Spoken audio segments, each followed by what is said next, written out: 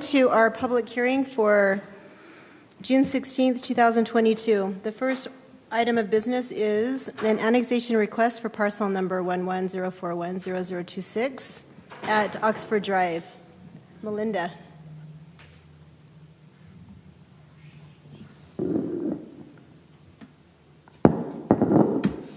It's really loud, sorry. Yes, we have followed all of the steps in the process that we legally need to follow, including holding a public hearing tonight about the annexation. The application was submitted to us in March, and it's to annex a 1.14 acre portion of property currently owned by Lpm Corporation. The intent of the annexation is to create, in the end, a couple more buildable lots on the end of the cul-de-sac at Oxford Drive. Once, if the council approves the annexation later this evening, they will then go into a subdivision or a lot line. It'll actually have to be a subdivision process for those parcels because they have not been part of the city yet. So that will be forthcoming if the council chooses to accept the annexation for the property. And we do assign, at the time of annexation, we do assign a zone to the property. Although the surrounding zoning is R18, and we are recommending that the council assign R18 to that zone, or to the property if it's annexed. Okay. Thank you. And just because we have new council members, the way the public hearing works is that we have a presentation of the item, and then we open it up to the public, and anyone can come speak about it that would like to, and then we close the public hearing. So do we have anyone signed up to speak? Or they don't even need to sign up. You can just speak. Are you ready? Uh-huh. Yes. And so during public hearing, it's your time to speak, and we won't respond to questions. If you would state your name and tell us your address. Respond to questions. We don't during the public hearing. It's your time to tell us what you think. Steve Weir. I live on 771 East Oxford Drive, which is very close to the property being considered. I have questions. In 1970-ish time frame, when the existing homes were built there were set in place covenants for the homes there. You can go to the Davis County Records Office and get those covenants. I've done that. Unfortunately, I didn't come prepared with those today. But my question is, are you going to have these three homes obey those covenants that were established for the existing homes there? So that's my question.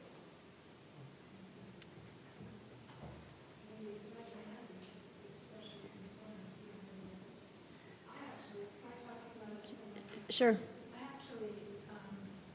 You spoke about zoning, so I don't quite understand how I can't answer a question. I'm concerned about the zone. It's going to be residential, I'm assuming. Our concern is maybe just a quick comment. Any questions that you have, go ahead and say them in the question form. We'll write them down and we'll ask them. I know it sounds silly, but... Well, no, that's whatever the procedure is. Our concern, my concern is it's connected to property that's, I guess it's residential, but it's more agricultural. The property is not ordinary residential area. It's got animals and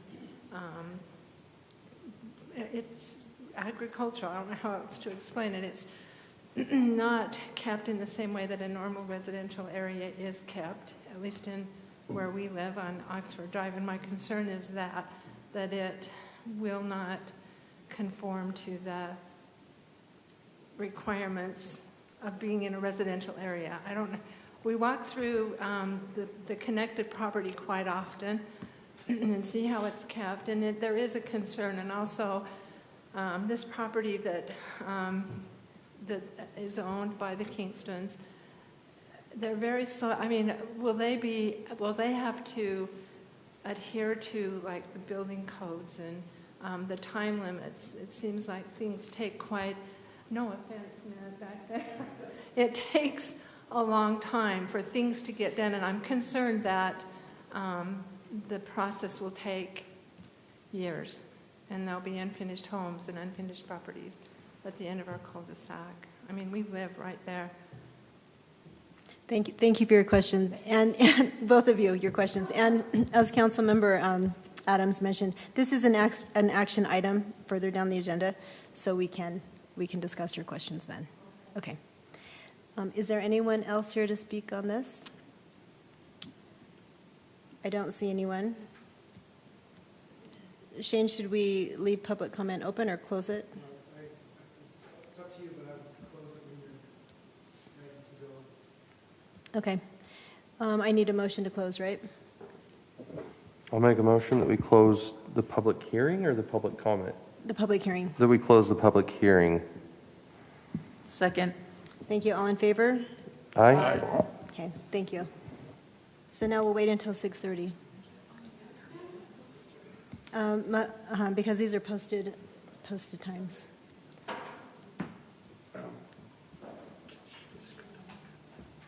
Yeah, she's going to.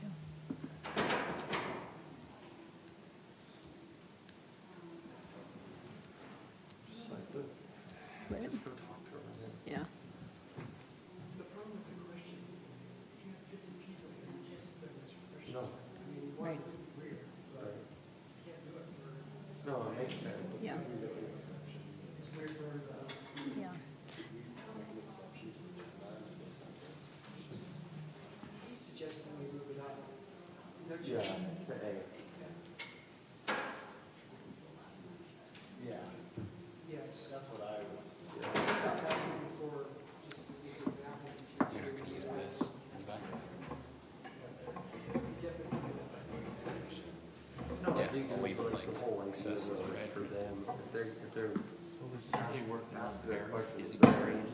He's in? Write it Okay. down that we're responsible. Ask them later. People just don't like it, it's just so awkward here because they just watch TV and you get to see it back and forth. Well, and that's why we started the half an hour before opportunity for Q&A, but.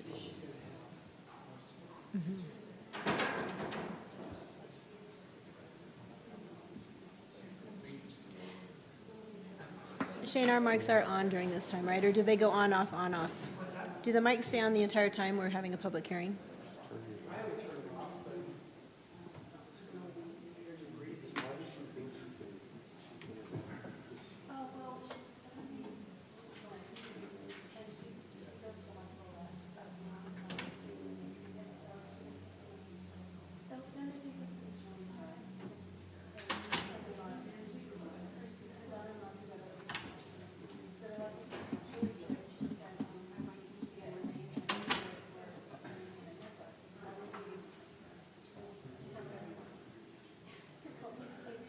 What's the most expensive thing?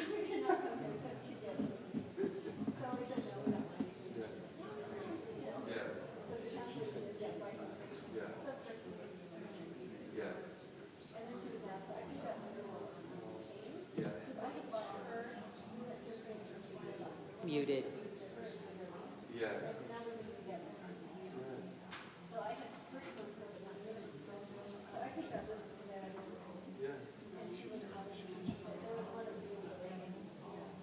Yeah.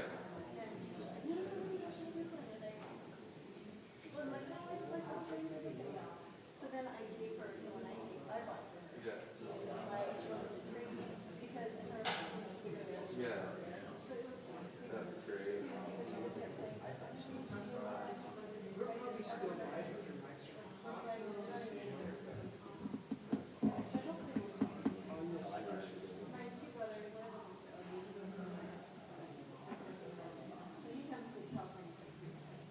This is, you hadn't met him until, okay, so did they come as well? And so was that the first time you met him also? Okay.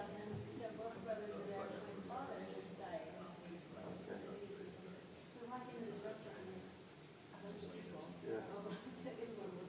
Yeah, that would are the two brothers like? Yeah.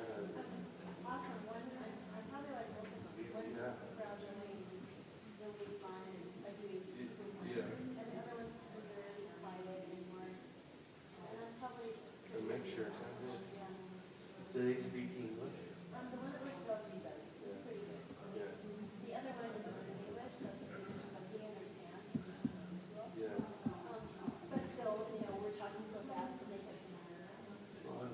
Yeah. Yeah. Sean, it was. Oh, that is so cool. It was man. just so confusing. I don't know. Yeah. It just makes it Oh, I so can't even imagine. I just like. And my parents were wonderful. My No, parents were wonderful. no, I don't think, and I don't think anybody, like, at least for me, it's the way that he used to presented everything and everything. It's just, to me, it's just been such a cool experience to see it.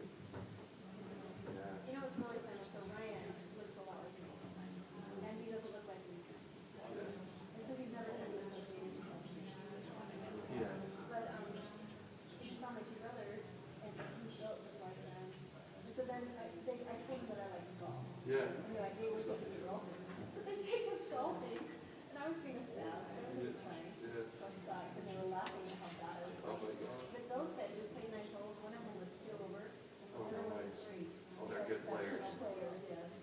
And Ryan's a good player, so I mean, I don't know, it was just those kind of cool for Ryan to see. Yeah. Where I'm from. Oh, Because that's it was so always, cool. you know, I'm Japanese now, I'm US, I don't know what I am. Well, you can, like, I mean, I'm like, it's one thing,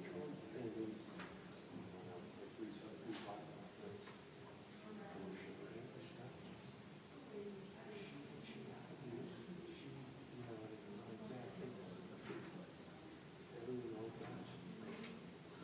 I don't know how you feel, but to me, it's just like, how sad it is that whole family, it just doesn't, it really is.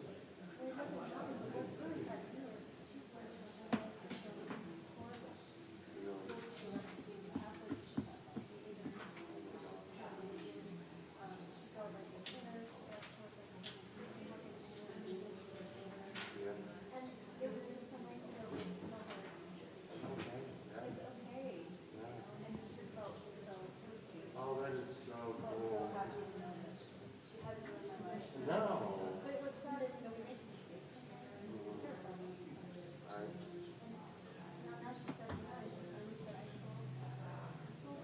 Oh my gosh, how so cool is that? Well, and how cool that you showed up the way you did and not make some crazy. Yeah. You did this to me. Oh, you did? Seriously? Yeah. You wonder. Well, because she had a baby and her sister was too much and had a baby too. And she was a student. She's never told anyone, including my mother, her sister. So the stories are totally different. When I found this cousin on DNA, we realized we're both autistic. Yeah. Wow. Crazy. How cool. Intrigue is awesome. All right, here we go.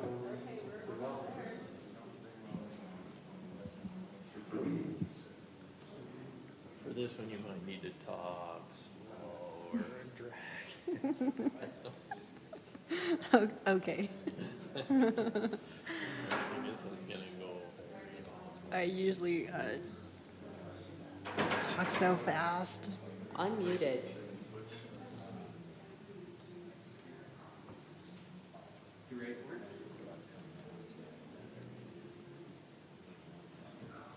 So is Perry trying, is he gonna zoom in? He's on.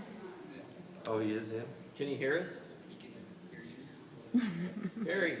Yeah, Hi, Barry. Councilman Oaks, can you hear us? yeah. I think he How's did. the sunny land? Are you able to hear me? Yes? Good afternoon. I am going to open the public hearing for the Redevelopment Agency budget hearing. To present this, I'll turn the time over to Dean. Thank you, Mayor and Council. We have a series of public hearings tonight. They're all considered separate hearings as part of the budget. We'll have some items, some housekeeping items as well as part of these hearings. But the first hearing is related to the Redevelopment Agency. And the agency is the tool we use for economic development in the city. And so the fiscal year 23 budget includes an amount of $135,000 of revenue. That's tax increment revenue coming in, and corresponding expenditures of that same amount.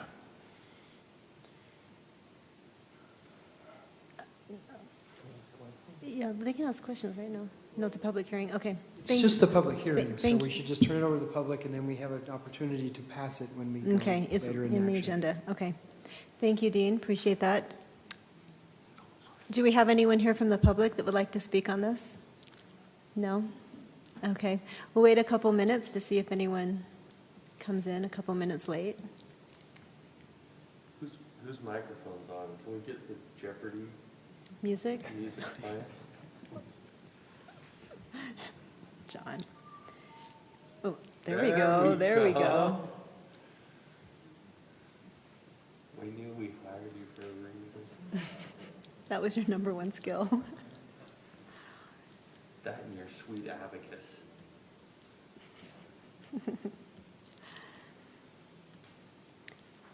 We've dedicated 15 minutes to each of these items, and so we'll wait another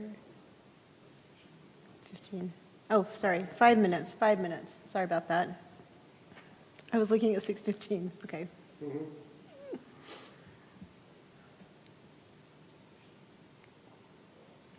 Seeing as we have no one here, we can close early, correct? Okay, do we have a motion to adjourn this public hearing? I will make a motion that we adjourn. Second. All in favor? Aye. Thank you.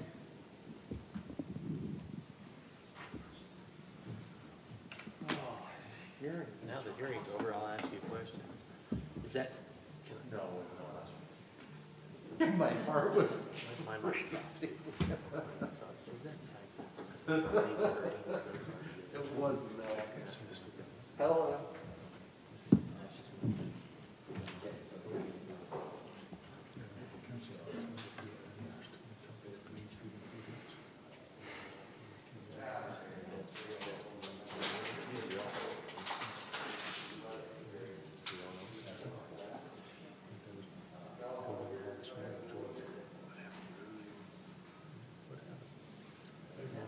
She got it, I know. Is it better? Oh, no. It's not. It's worse. Oh, yeah. Ouch. Tell her you got it. I think she decked me at night.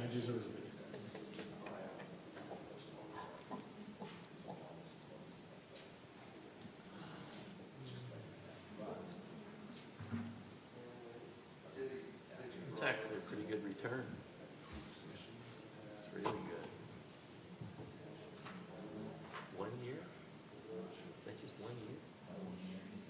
1 year, yeah. Yeah.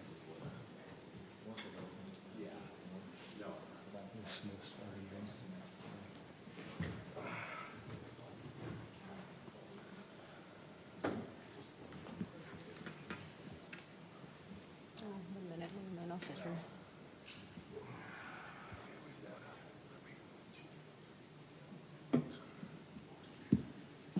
I still have jet lag. I said I still have jet lag. I'm still so tired. Well, I've been home for a couple days now, almost a week, but I'm still tired. We went hard and fast. Yeah. It's true, we did. For some reason, I thought you'd be gone a couple of weeks. Well, normally you would. It's just I wanted to get back for this, and our kids were already there, so we didn't want the expensive. Yeah, Ryan and his wife are there visiting her family and their baby, and so we didn't want to have the expensive. Anyway, just thought get it over with. Not get it over with, but you know what I mean. Okay. Welcome to the public hearing for the municipal building, whoops, excuse me. Which one are we on? The Municipal Building Authority budget hearing. I'll turn the time over to Dean. Thank you. The second hearing is related to the Municipal Building Authority. That's the tool we use for constructing building improvements within the city. It's a separate entity legally, and we have two items as part of this hearing tonight, and then we have recommendations for action items later on this evening in the meeting. The first item includes amendments to the current MBA budget. And you can see on the worksheet there that we have the original budget of $705,000. We're recommending that we include an amendment of an additional $45,000, and that is for some carryover as part of the construction on this building. The building wasn't quite complete at the end of last year, but we did not set a budget for this year, so that includes some retainage, some landscaping improvements, and some other things. This money is not necessarily new money because it was already programmed as part of the project, but it's a housekeeping item that we need to make sure that the expenditures don't exceed the budget. That's the first item. The second item is the fiscal year 23 budget, and you can see it's very similar.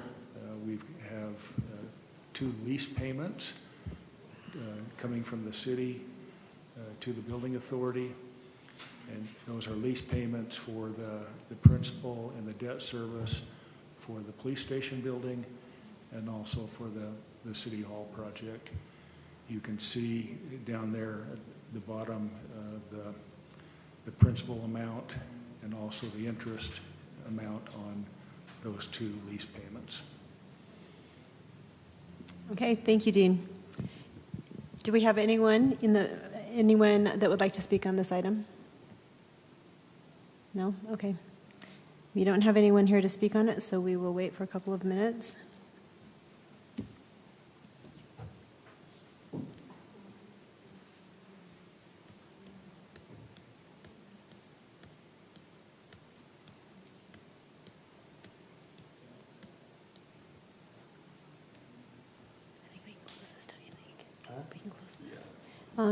Seeing as we have no one here to speak, do we have a motion? I'll make a motion that we close the public hearing. Second. All in favor? Aye. Thank you. Oh, and last I asked for a motion to adjourn, didn't I? What was I thinking? Yeah, you guys knew what I meant, right? Okay. Yeah, I don't know. Actually, I want to see if anyone is. Let's see. Usually it's just Lee because he's slightly Misses entertained. you. Oh, someone is.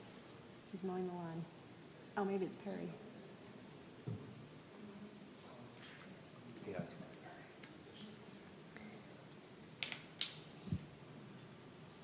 I knew Lee was watching. I'd make little sub comments too. You'd entertain him. Little nods to him. With my nose. He is so funny. So you have that grass or whatever, we can just put that on the trailer. Yeah, we can put the grass on. Let's see, sorry, I was And just then seeing just something. Yeah. Play music and toss out candy. don't Yeah, we? Are you okay picking the candy up? If you're not, then I Oh, can, am. okay. I'm gonna be in Lake Powell Oh, you are? Fun. next week. and Okay, So I'll just pick it up at the beginning of okay, if you have time, if not, let me know, we can figure something out, okay. And then I Okay. have one of my neighbors is gonna drive the person you got for Oh, the unsung hero? Good. And in a convertible that he gets to sit in. Yeah, it's like an old. Really? convertible. Oh, John, that's great. He'll love that. He's a cute guy.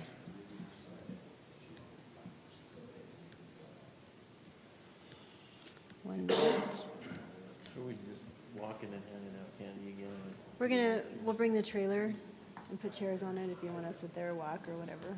Let's walk. Just put the candy on it mostly, I think, just to. Yes, you can grab it if possible. Okay.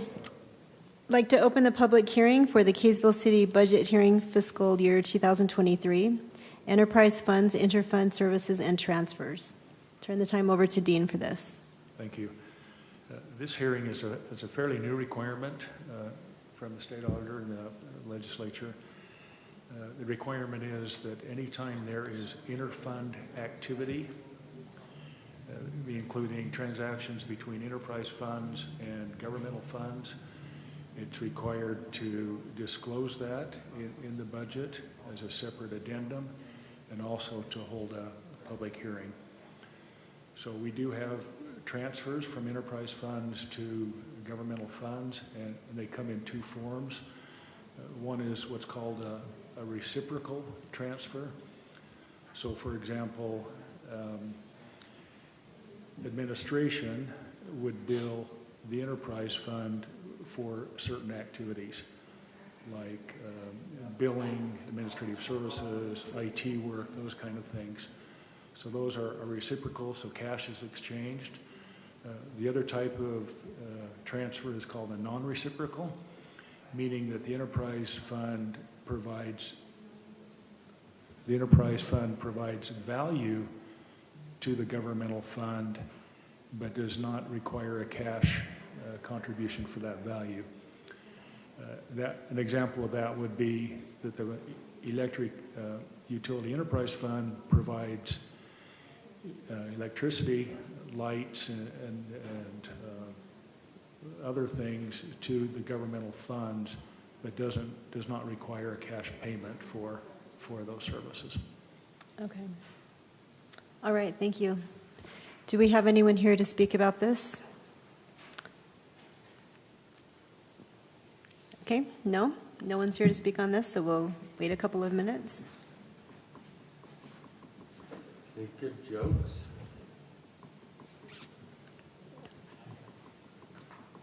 You have one?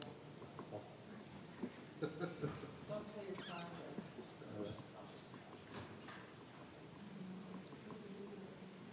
Yeah, the whole thing is who the heck is John McCleary? John McCleary, he's an old councilman. Oh, he is? Oh, Yeah. from a long time ago. You have Gail? All right, would someone like to make a motion to close this public hearing? Mike? I'll make a motion to close the public hearing. I'll second. All in favor? Aye. Thank you. Is Nick off tonight, or is he coming to town? Is Nick off tonight? No, he's actually, just doesn't like public hearings.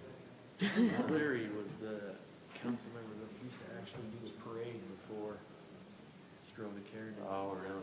Yeah. He just lived a block to the south, fire station, and all over the cul-de-sac and stuff. He was, for a long time, he did a lot of civil stuff. He on the council, more than two terms, one term? Two terms. But I thought he did the parade and fireworks. He did the fireworks for sure, which I thought was part of the parade, and I ended up using the fireworks and stuff for years. Mike, did we used to have council members that would stay for 12 years, 15 years? Isn't that also, I mean, in other cities? Yeah, they have council for 12 years. Your chatters and West Bath, West Point, people, and 24 years. She related to chatter from upstairs. It's in our office. It just keeps rerunning items. No one else does, so. Ran for mayor once, and he lost, but he still had his own council, and ran for council after. Oh, no, he's okay. Nice guy, for Woodside Homes for a while, since the fireplace. Oh, really?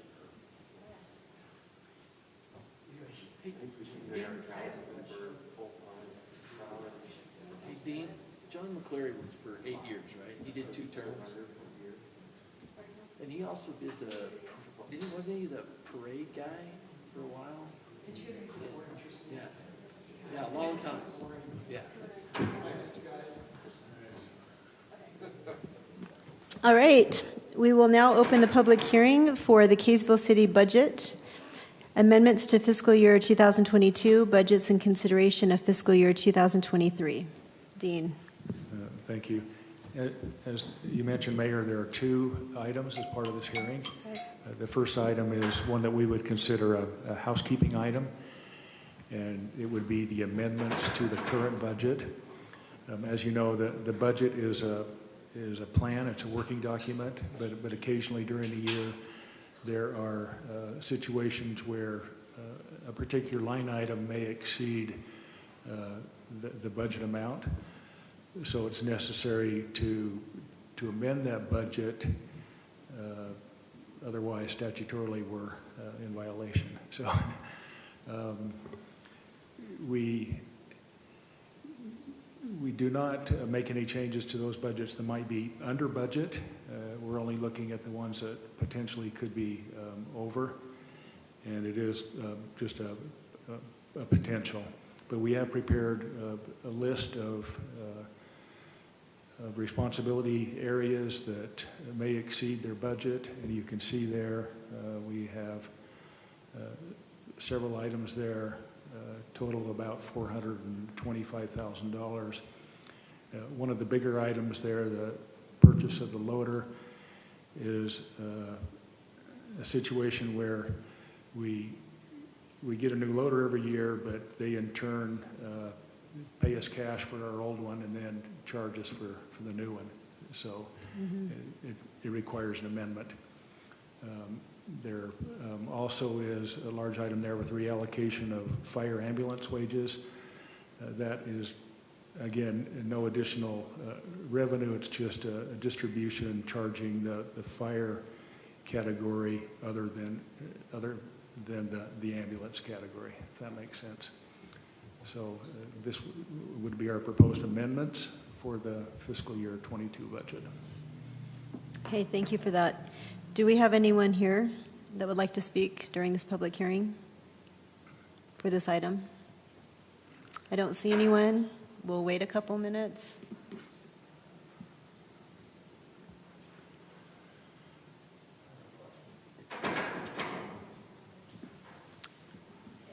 Are you speaking on, are you speaking about this budget item? Yes. Okay.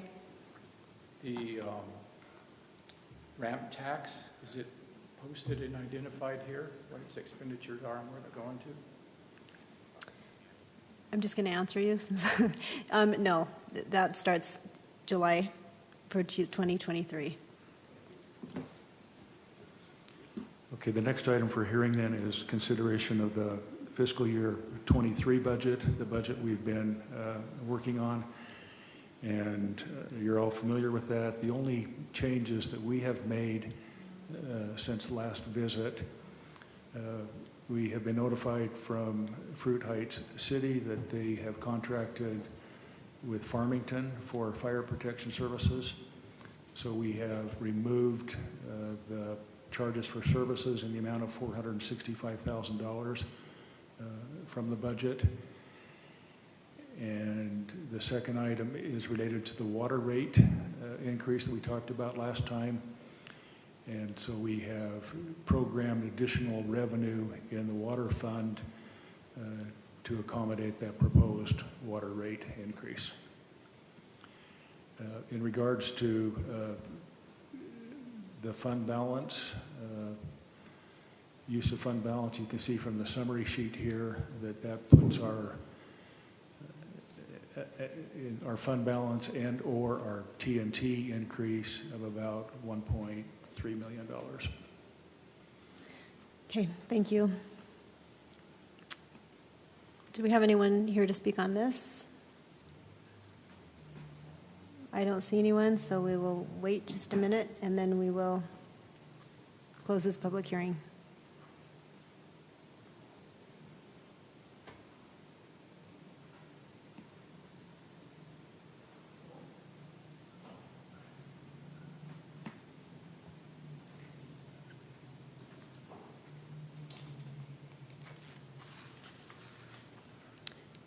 Do we have a motion to close? I'll make a motion to close the public hearing? Hearing for, we're on the budget one? Yes. For the Kaysville City County budget. amendments to the fiscal year 2022 budgets in consideration of fiscal year 2023 budgets. Thank you. Do we have a second? I'll second. All in favor? Aye. Okay, Aye. Thank you.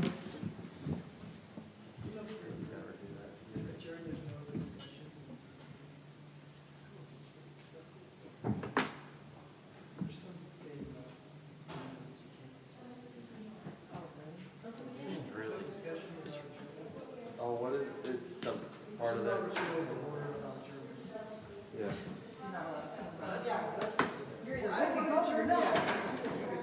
So, you know, this is a good question for you two that are new. This is kind of foreign to you, isn't it? Oh, yeah. What we're doing right now. Absolutely, yeah. Wouldn't it be nice to be able to ask a question or two? I hate this format. I don't like. Very the format frustrating. either. It's, I just hate the I think it format. helps keep it productive, though. I guess, 50 people. out when there. there's, and I agree with the format, but this, I wish we could just. I mean, I just feel like I'd like to ask a few questions about the stuff. I don't know that I'll remember them later, or they'll be the same, or they'll even be in the same instance. I agree with you. And I don't, is there a way? Because it's hard to learn. It is really hard to learn government finance. Oh, yeah. Government what? Nice. I've been spending hours on this. Yes. It's like a foreign language. It is, and I mean, it's really hard to understand government finance. And, you know, there's money here, money there, transfers here, transfers there. I mean, it looks like there's 400 and something thousand, but 195,000 of that is just being allocated from a different account to another one. It's not money. Some It's- accounts you can't touch, some you can. And it's like, but you think you think there's a $400,000 more deficit when there's there's really not. Right.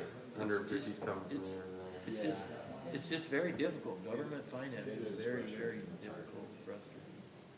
If you aren't like trained to do it, I don't know how you would track it. It's tough, because it's the most important thing we do, really. I had a conversation with the league, Rachel with the league, and she's kind of up with the higher ups, and they said, you know, like working on the federal government side, I thought I knew a lot, knowing a lot more. I said, for me, it's challenging. I'm like, for the average person out there, unless they have a background, I said, for me, I haven't found the league to be that helpful. I said, if you want to be really helpful, focus your attention more on newer mayors and council members, put more effort into that. And also, let's talk to other cities and have like speed dating with other cities and talk about how they do things. It's a good, And she was actually really receptive to that. But to me, I'm just like, I need more, I need help.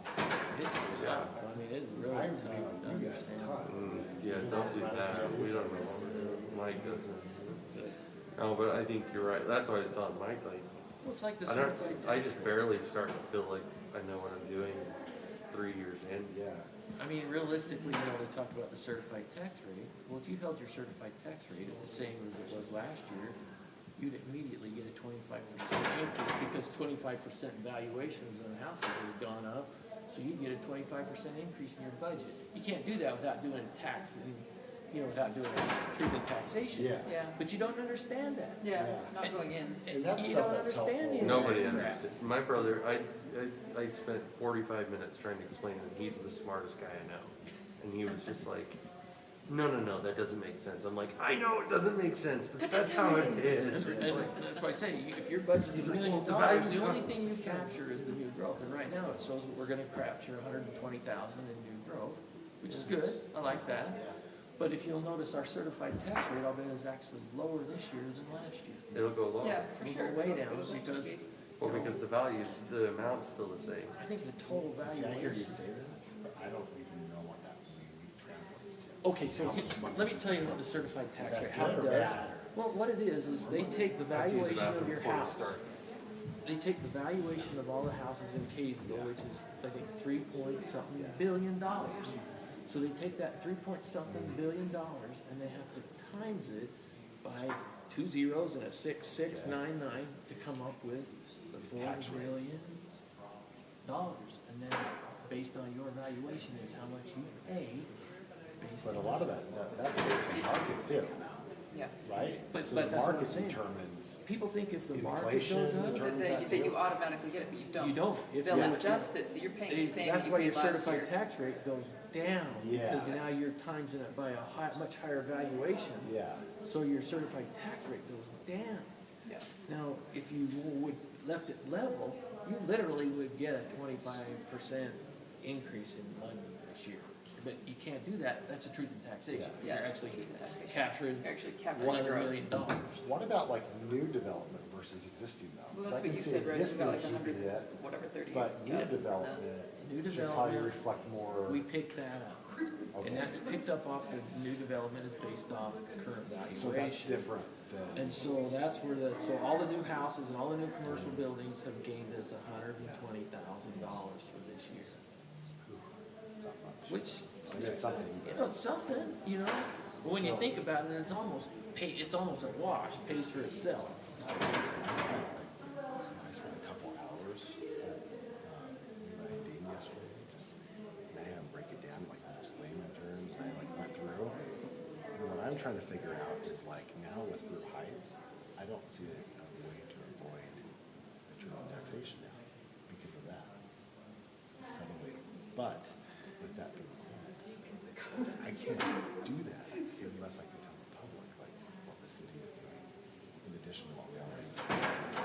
That's my point. And so I went through and I was thinking, okay, there's a 4.75 increase in COLA. Or not 4.75, that's just what it is.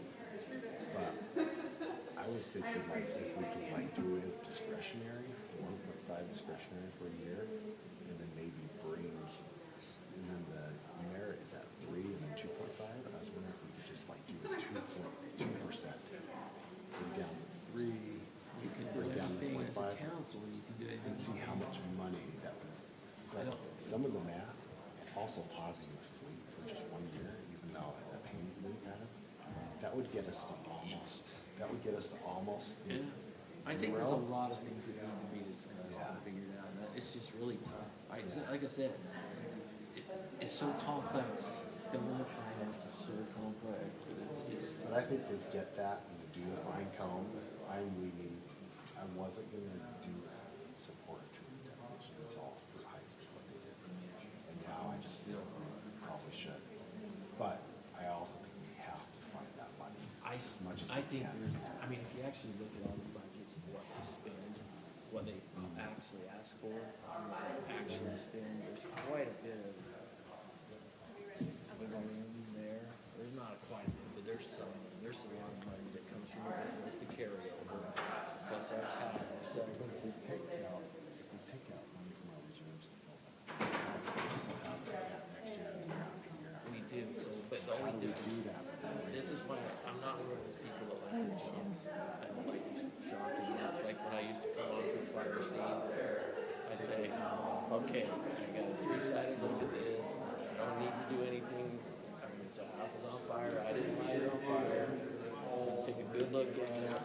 If there's a life to be saved, that's the first thing, that's immediate. But otherwise, I didn't light it on fire, I'm gonna make sure I don't get anybody hurt. We're gonna get it knocked out and get it down. I'm not gonna jump to do that, I'm gonna step back.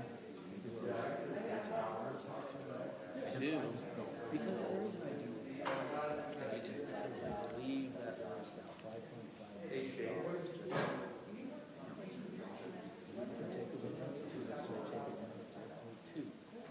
The state used to say you could only put 25% maximum in your account at one time. That's now 30. So if you We have about 10 seconds. put, and there's 4 million, there's still 10. And so you still take it out. And then next, what do we do? See, and I think that gas Do you is gonna think go you, from do you think you could just $5 read your email to us all? Like, just, can we have you read your email to us? that, well, it'll take. His email to who? I want you to read the email to us, like come up and just read it. We are 10 seconds, guys.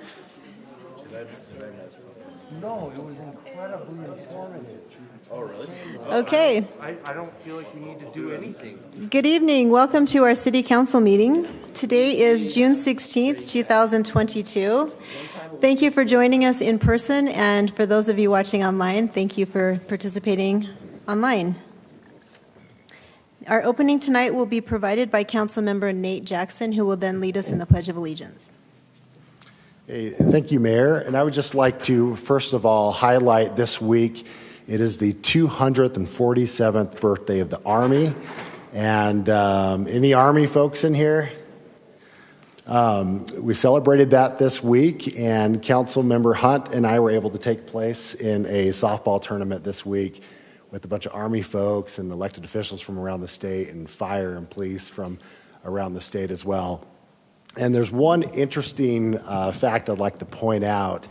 I talked to Jenny Taylor. She's a Gold Star wife and the civilian liaison to the Secretary of the Army for the state of Utah. And she said about 1% of folks in this nation wear the uniform.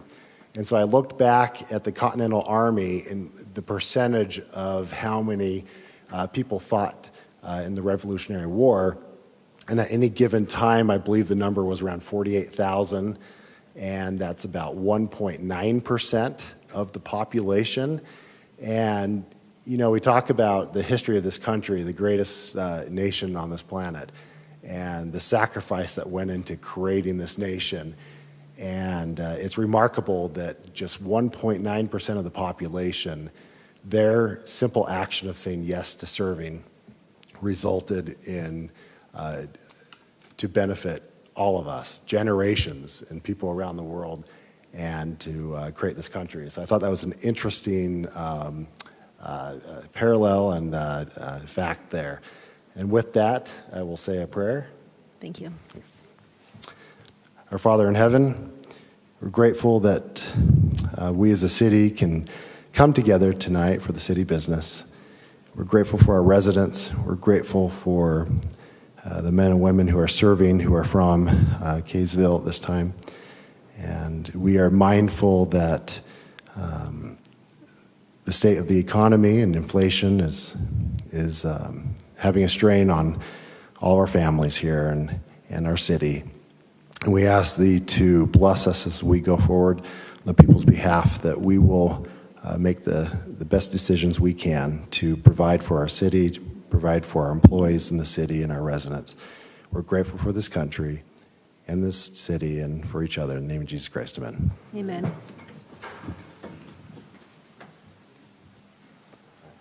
I pledge allegiance to the flag of the United States of America and to the republic for which it stands, one nation, under God, indivisible, with liberty and justice for all. Thank you, Councilmember Jackson. Appreciate that opening. Thank you.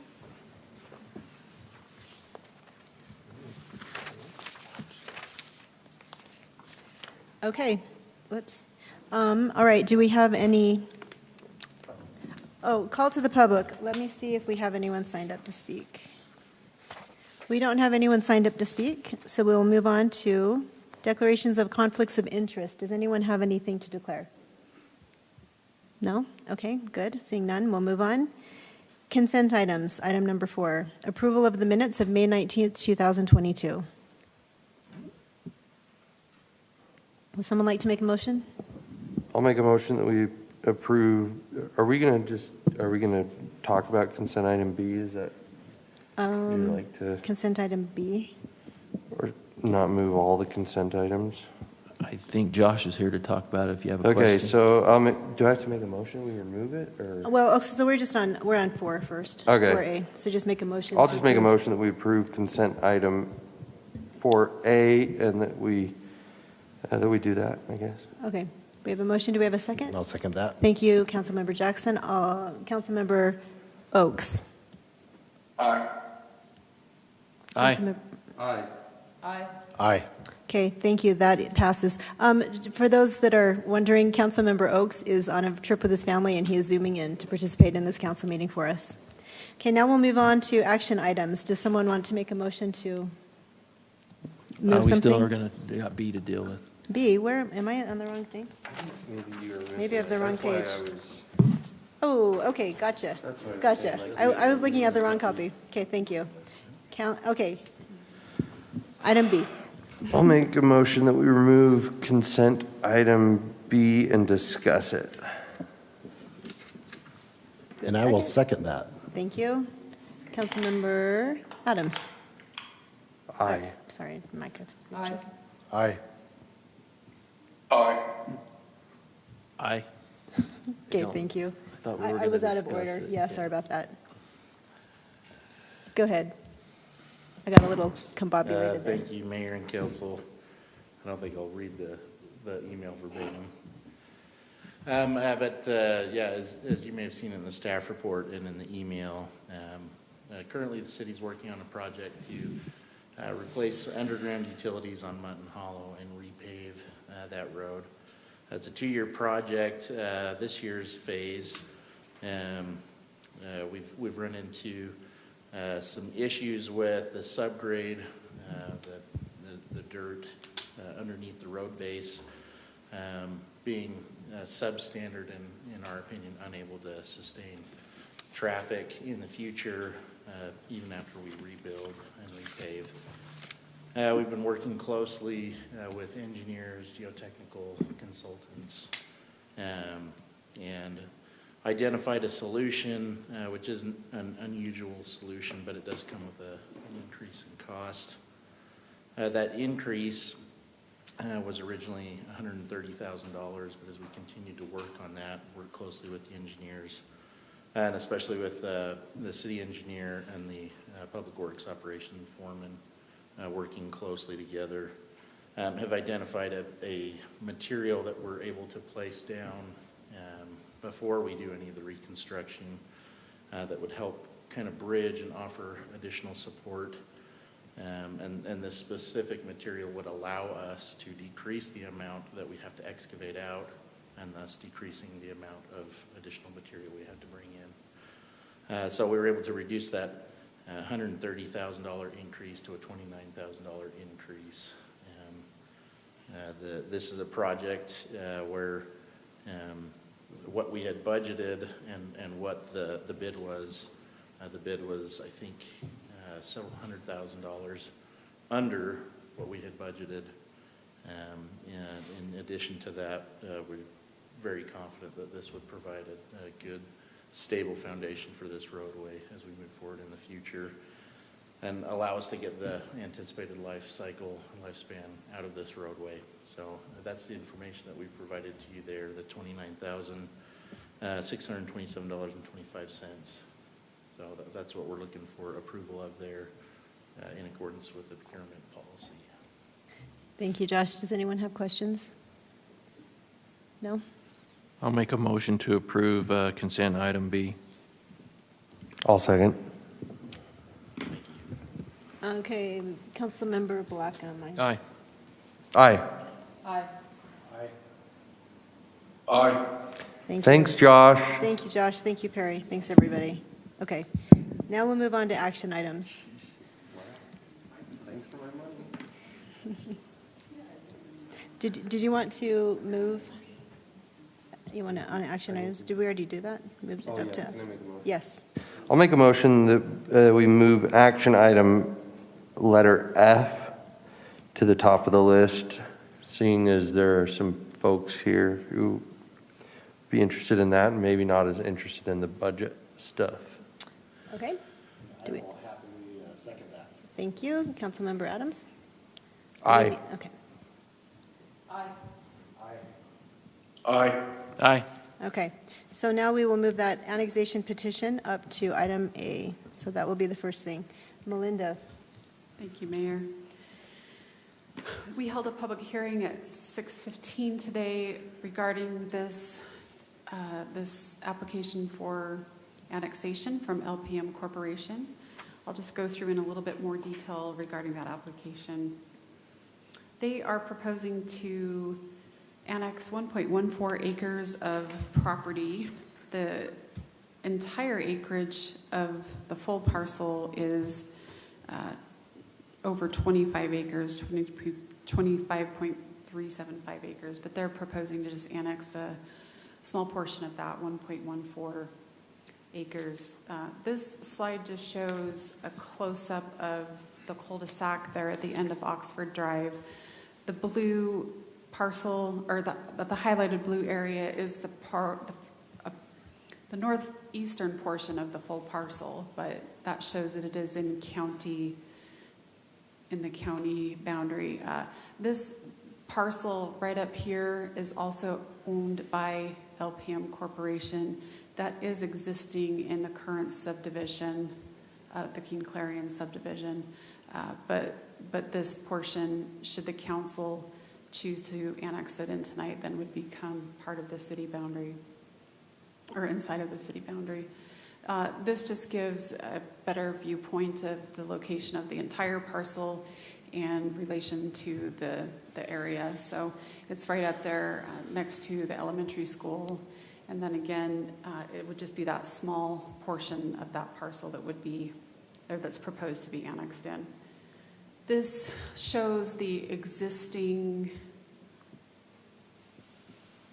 it shows the existing zoning that's up there. So that star in the middle of the page, that red star, is the portion of the property that they're asking to have annexed. So a majority of the land up there and in the direct vicinity and adjacency is already zoned R18. We would recommend that if the council chooses to annex this into the city boundaries, that you assign the R18 zoning to the annexed properties. Of course, there is some A1 zoning that's just west of this area. This is the proposed annexation plat that has been submitted. Again, just shows up here the portion right here that is owned by Lpm already in the city of Kaysville. The intent of the annexation would be to, in the end, have I think 3 single-family homes at the end of this cul-de-sac. And if this is annexed into the city, the next steps of that process would be they would need to submit some type of an annexation, or excuse me, a subdivision application to the city, and then we would go through the normal process on that after an annexation was completed and certified by the state and finalized. We are recommending that the City Council approve the annexation, and if there's any questions the council has, I will do my best to answer them. Okay, thank you. We have the applicant here. Would you like to comment or no? Okay, then I will open it up for public comment. We have one person signed up to speak. Steve Weir. You have 3 minutes once you stand up, if you'll state your name, and then there's a timer. So, well, it's your time. Well, we can write your questions down, and we could answer them during our conversational time, our questions and comment period.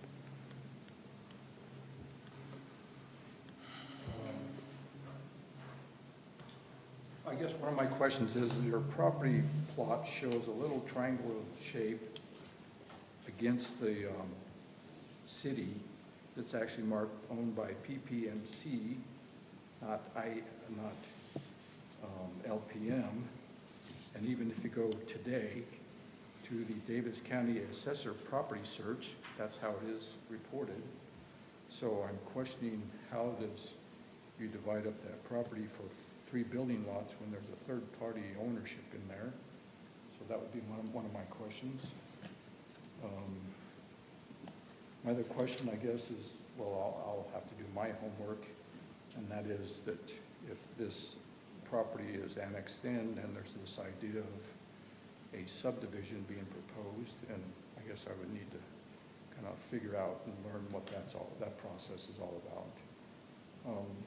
So I guess that's really my questions at this point. I appreciate the information. Okay, thank you very much. All right, Council. Councilmember Adams. Yeah, Melinda, during the public hearing, one of the residents that's here had mentioned that at the time of inception, there were some covenants that were put into place for the homes that are in the area. I mean, this is in 1970, so covenants could have been, you know, fairly unique to the time period. And so, but I guess, do you have an answer as to whether or not those covenants would apply to, first, I guess, first and foremost, to the lots that are already part of that neighborhood that aren't being annexed, and then secondly, with we annex, will it be part of that?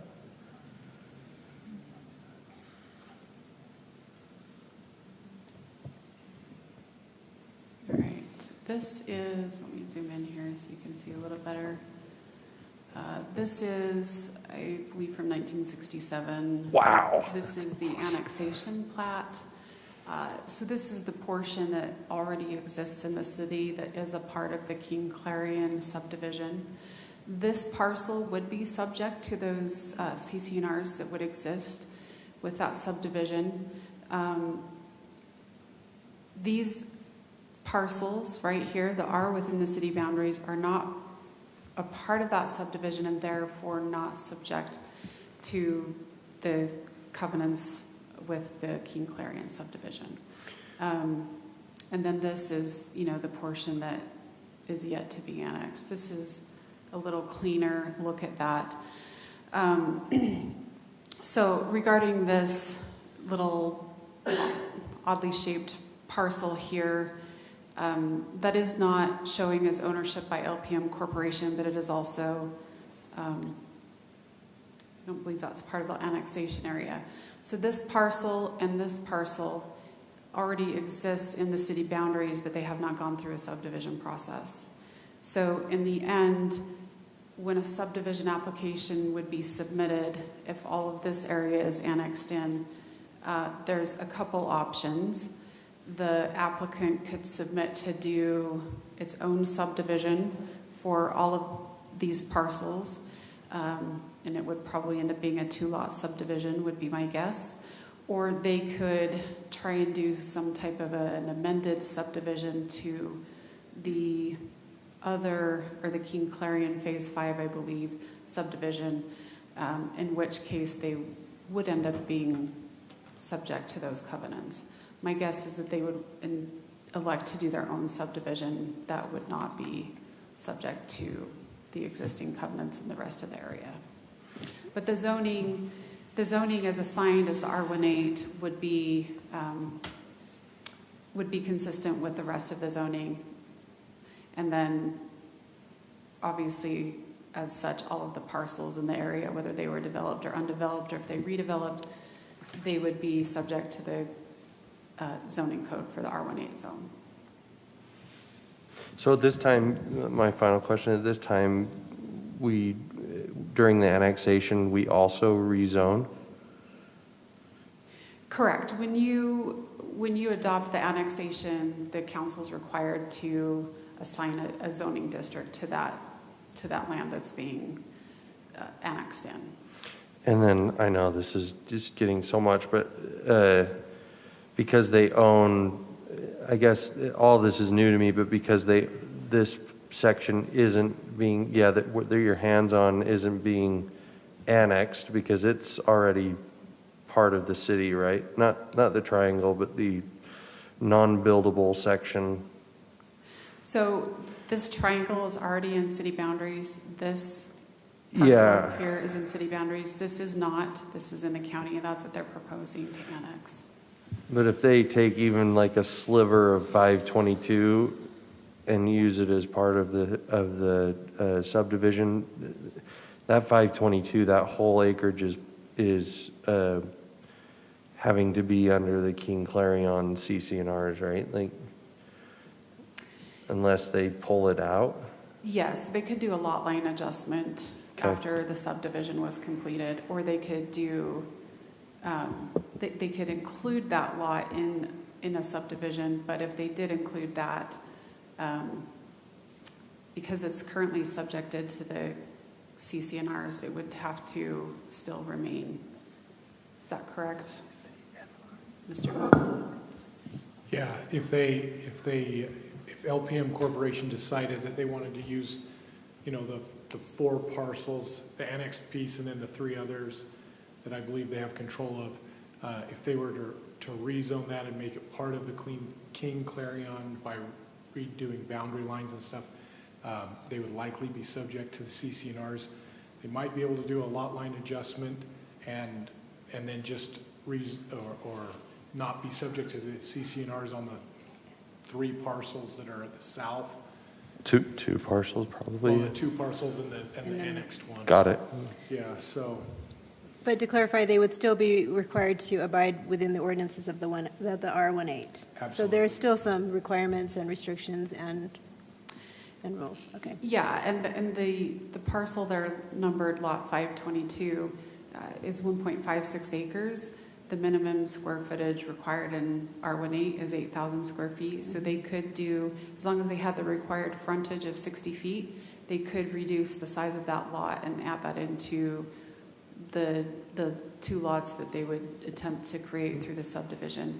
I should also let the council know that I did receive a couple of phone calls after we posted the public hearing notice. Both parties were concerned that Oxford Drive not become a through street. I don't believe that's the intent of this, but the council can apply conditions to the annexation similar to what you would apply with a rezone. And so, you know, just for the council's consideration, if that was a concern, you could add that condition. But with the proposed annexation, it doesn't look like, and of course we would be the ones to determine whether or not a road would go through anyway, but it doesn't appear it would not make sense for them to annex that portion in and then try and create some type of a through road, because they're not annexing the entire parcel to develop the whole parcel. We do have the applicant here. Would you guys like to ask that question? Do you want to put a road in? Will you come up to the mic? Thank you. And state your name again for us. We know who you are, but. My name is Paul Kingston. I'm the applicant there. On that line there, on the 522 lot, there is currently a utility easement. Does Kaysville City anticipate using that easement, or do you guys know what that's for? I do not know. If we have a utility easement, that's not likely something to be something that we would give up. But I couldn't give you an answer to that to you until we went to that next phase with the subdivision and looked at that with our public works and our engineer and the utility departments to see that. But I wouldn't envision that we would. Okay, and the last question, if we don't, or we're trying to meet the 60-foot requirement, when we do the 3 lots, that little triangle will actually become the middle lot. Once we do a lot line adjustment, can that be moved, the utility easement, to go moved over 8 feet or whatever, or is that something that is set in place for? Yeah, again, I think it depends on what the existing utilities are there. If there's utilities in place that are already running through, then the answer to that would be no. If there's not, it could perhaps, but I wouldn't be able to give you an answer. From looking at it. Councilmember Blackham? Sorry. From looking at it, it's a downhill cul-de-sac. There's probably a storm drain easement through there. I've been told by Kaysville City that nothing exists currently, but it was for future development, so that's what I've been told so far. So. Yeah. Hey, before you leave, Councilmember Adams? If you start building this, it sounded like one of the concerns was that construction would go on for a long point of time. I mean, maybe to just put some minds at ease, your plan, if you start building, is probably to build and finish, right? You're not doing So 8 to 3 12 homes months. in phases. Yeah, with the current situation as far as supply chain issues, then that would be our only holdup. So Okay. we have some projects going over months, but that's across the board. So. Okay, can you wait for 1 minute? Councilmember Hunt and Jackson, did you have questions for the applicant? Okay. Okay, all right. Yeah, as far as development, would you just have like 3 different driveways then? Just typical of what any regular cul-de-sac would have? Yeah, our goal is to match or meet the existing. Okay, so it would blend right in with the rest of the homes and, okay. And, yeah, the comment that was mentioned about agricultural land and animals, is that on that land, or are you talking next to it? It exists behind those lots, Okay, and that still is currently agriculture and does have. yeah, that's zoned that way, right? Yeah. Okay. Councilmember Hunt? Thank you, Mr. Kingston. Thank you. Thank you, Mayor. I just had a quick question for you, Melinda. Is it okay to kind of briefly go over what the sorry, my brain, the subdivision process is, just for the people who are here, so that we can have a better idea? Yeah, absolutely. So an applicant would submit a subdivision application to the city, and we do an internal staff review. That application consists of a subdivision plat that has to be prepared by an engineer, and as part of the city's process, we go through, we look and make sure that subdivision, those new lots that are being created, that they meet our zoning code, which minimum lot width, minimum lot size, and other things. We would look at utilities, we would look at access to the site, make sure that there's adequate access, and the application goes to a public meeting with the Planning Commission. It then goes to a public meeting with the City Council, and then that completes the preliminary plat application process. The final plat application is completed by just going to a meeting with the Planning Commission. We put up a sign on the property to notify the residents that the item would be on an upcoming Planning Commission agenda, but we do not mail out any notices. For this public hearing tonight, we mailed over 600 notices as the law required us to notify, but on the subdivisions, we do not do that. It's more of a formality, making sure that when the zone is in place, we're just going through the process and ensuring that that process, all of the code and regulations and standards of the city are met. Thank you. Any other questions? Oh, Yeah, for you, Linda. Councilmember Jackson. Two more questions. So existing covenants, I'm kind of familiar with what that would entail and the concerns surrounding that. Like, what's an example of a covenant that would be established at that time? I have not looked at the CCNRs that have been recorded against this property, but generally speaking, that's kind of what most people would refer to as like your HOA rules. Okay. So it could be architectural style, it could be building height, it could be, any number, landscaping, those type of things.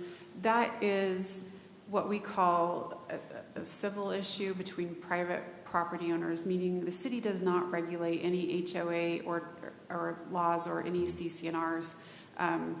When property owners buy into a subdivision through their title report, through that process of purchasing the property, they should be aware that those CCNRs exist. They're recorded against the property, they run with the property, and so that's not anything that the city regulates or oversees. There may be an instance where we require HOAs to be in existence if there was going to be a road that had to be maintained, or a common feature like a detention basin or something that was going to be privately held. But generally speaking, those CCNRs would just kind of regulate what a property owner could or could not do with their property. So the King Clarion subdivision that exists, including that parcel on the kind of north end of the property that LPM owns, this one is already part of that subdivision, and therefore this parcel is subject to those existing CCNRs from the 70s, I guess. Are the other homes, is that part of an HOA, that little community there, that cul-de-sac? No. It's not? Okay. And then another question. So the existing homes there are zoned R18? Correct. And the, let's see. Yeah, This is the zoning that just shows all of this lighter gray area is the R18. Okay. And so, yeah, this annexation would continue to be R18 and have to just fall within the existing guidelines of, Correct, unless the council for some reason wanted to assign a different zoning to it. If you wanted to assign A1 or there's R114 in the area, but we would recommend that you just keep the zoning consistent with what exists in the area at R18. Okay, thank you. Councilmember Oaks, do you have any questions? No, none at all. Okay, thank do. you. Oh, Councilmember Blackham. And this might be more for Nick. So can we go back to the map you just had up? Yes. So that triangle piece that he's talking about, obviously they own all the frontage on the cul-de-sac. So this piece, this parcel that we're talking about annexing is landlocked. It has no access to any public right-of-way or public streets or utilities. So can you annex a portion of property that has no access to city? Yeah, you can annex property in this circumstance. And the city's particularly confident in this because while the same, I guess, legal entity being LPM doesn't own both of those parcels or all three of those parcels, my understanding is that PPMC Incorporated is a subsidiary or their own common ownership with LPM. Oh, so there's okay. not a grudge. I thought it it's was not a grudge. Oh, no, that answered my question. I thought it was a different owner of some kind. Okay, all right. Thank you. Okay, thank you. So, Do you want to make a motion, Mike? Sure. I'll make a motion that we accept the annex petition from Lpm Corporation for parcel number 1104100026, located approximately 775 East Oxford Drive with the R18 zone designation. I'll second. thank you. We have a motion and a second. Councilmember Hunt. Aye. Aye. Aye. Aye. Okay, thank you. Motion carries. All right, moving on to A resolution amending the Kaysville City budgets for fiscal year 2022. Turn this time over to Dean. Thank you, Mayor. The action item tonight, as you mentioned, is to amend the Kaysville City budgets for fiscal year '22. Public hearing was held earlier tonight with no comments, and our recommendation is that you approve this resolution. Thank you. We don't have anyone signed up to speak for public comment on this item, so we'll move to council questions. Seeing no, we have to come on. Any council questions on the bench? No? Okay, Councilmember Oaks, do you have any questions? No. Okay, all right, then I'll entertain a motion. I'll make a motion that we approve the resolution amending the fiscal year 2022. What is it? Resolution amending. There we go. Sounds good. Number A. I'll second. Okay. Do we have any comments before we call for a vote? I did that out of order. No comments? Okay. Councilmember Jackson. Aye. Aye. Aye. Aye. Aye. Okay, motion carries. Thank you. We'll move on to action item B, a resolution adopting fiscal year 2023 council-approved positions, compensation schedules for city officials, employees, and a compensation progression plan. Turn the time over to Dean to present this. Thank you. As part of the fiscal year '23 budget, there is included therein a human resource schedule, a compensation plan, and a pay progression plan. And our recommendation is that you adopt the approved schedule and the compensation plan as a separate item as part of the FY23 budget. Okay, thank you. Council questions? Yes, absolutely. Is the reason that we're having it as separate is because of the changes that we've made throughout the year, or is this normal to make it separate? Now, our interpretation is from statute that this has to be a separate item. Is that correct, Mr. Mills?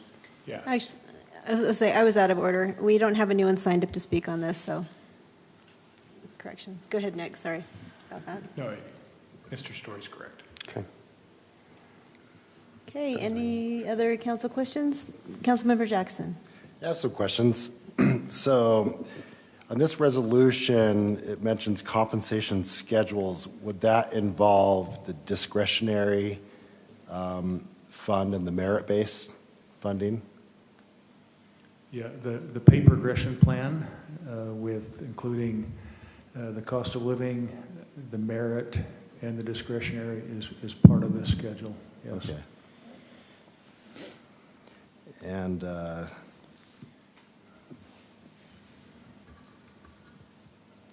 Mayor, can I make a clarification? I don't think this establishes the budget amounts for those items. Does it establish the procedure or the general administrative concept of how we compensate our employees more than it says we're giving everybody a raise or whatever? I would guess that is correct. Or does it live in both places? Yeah, I think it's in both places. I guess it outlines what the maximum amount is for each as the employee progresses along the plan. I guess what I'm trying to make is a distinction between establishing the pattern and the plan we usually go with and the council's discretion to say, we're not funding that plan this year. We're removing all raises. I think we would do that at a later date. Yeah. I'm just using that as an example. I thought that's not a good idea. I'm just using that as an example. I would agree with that.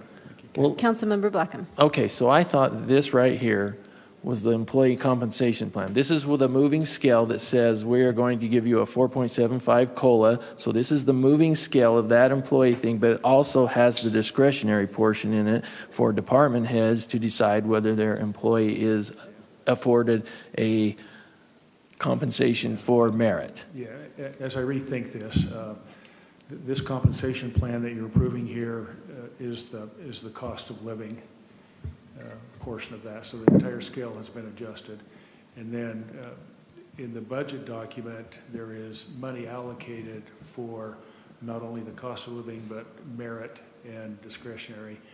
And if the council chooses to adjust any one of those as part of the budget, they can extract those amounts. Good comment, Councilmember Blackham, because that's right. I didn't even think about the cost of living being in here, and that would need to be adjusted if that was changed at a later date. Thanks. Councilmember Jackson. okay, so just clarification. So I'm looking at this, and I know we'll kind of decide at a later time, and I've been looking at all the different numbers, and first and foremost, we have such fantastic employees, and I have the utmost respect for everyone that works in our city. We run a very lean city, and I know everyone has done their best to reduce costs and whatnot. But looking at the compensation schedule, I do have a little bit of angst about the discretionary funding of 1.5%. And to me, that's just merit called by a different name. And so I'm wondering, it would now be the time I would propose, just because of inflation and the cost of gas, and being very mindful and doing our due diligence as a city to show the residents that, that we're doing everything we can as well to save money. Would this be the time to propose that we remove the discretionary portion of that plan of the 1.5% for a year, or would that come at a later time? Yeah, as I look at the resolution, it indicates the compensation plan and the progression plan. And here is the progression plan. So it does include the discretionary line item, but it also says percentages on an annual basis determined by market salary conditions and budget availability. So I think you're correct, Councilmember Jackson. This would be the point where you would say we may want to alter any one of those. Okay. And is there a way to determine at this point, just with the numbers of what that looks like in real numbers, the 1.5%? I think in general terms, we can dive into this, but your payroll budget's a little over $10 million. And, 1% to 1.5%, that's $100,000 to $150,000, probably maximum. Okay. Okay, well, with that, we have 1.2 million that we need to fill in now. And that gets us a little bit closer. I would propose, and I would like to propose, that we pause the discretionary funding of 1.5% for this year's budget. And I would also like to propose, I think it's important to have merit-based funding, absolutely. A good example of that is one of our police officers risked their life to stop a speeding car or whatnot. I think they should, the chief should have merit to look at that, or any other employee, any other portion of the city. And so, but to save money and to try to bring this down, I agree with the 4.75 COLA, but I propose that we pause a discretionary of 1.5%, and then we move the merit to just a flat 2% across. Councilmember Jackson, are you making a motion? Yes. Okay, So- can I pause really fast just to ask Perry if he had any questions, since we can't see him? Okay. Perry, do you have any questions before we entertain this motion? No, I'm following along just fine. Okay, good, all right, okay. Okay, so I guess I would make a motion that we pause discretionary funding for this year, 1.5%, and then adjust the merit to a 2%, instead of having two portions of the merit of a 3% and 2.5, just a flat 2% for a year for this budget. Okay, thank you. I would second that. Okay, we have a motion and a second. Councilmember Oaks. I have a question. When do we get to ask? Oh, I'm sorry, I forgot. When do we I get forgot questions? comments, go ahead, yes. Sorry about that. So I need you to explain to me a little bit more of this, because I thought merit, tell me what the difference between merit and departmentary discretionary is. I don't know what that is. I've never heard the two. I always thought there was COLA and merit. That was the only two there was. I don't know what this other department discretionary is. A couple of years ago, it was the department discretionary was implemented in addition to merit. So most employees, if they meet all expectations, would receive merit pay. If they were between the beginning of their step and the middle of their step or middle of their range, they would receive 3%. If they're in the mid-range to the top of the range, they could receive up to 2.5%. In addition to that, if there are some outstanding performers, we allow departments to have some discretionary money to reward outstanding performers. It's probably the exception. It is the exception rather than the rule. On department discretionary, it's used not very often. And I think that was the intent, is that departments could reward outstanding performers, but obviously not obligated to do anything. And I guess I misunderstood this in the past, because I thought there was a certain amount that each department had that they could use that was considered the department discretionary. It was a one-time thing that they could give them if it was money that was within their budget. That's a different item. That's an incentive allowance where employees can be rewarded. Departments are allocated so much money. It's an average of $600 per employee. So if a department had 10 employees, they would have $6,000 that they could reward performers. Mayor, can I make a clarification? Yes. Dean's absolutely right, and I think the thought between the three, if you add the 3 to the 1.5, it's 4.5%, and in our old step and grade system, it was about 4.5% between step. So we're trying to kind of mirror that whole step and grade system without doing it exactly.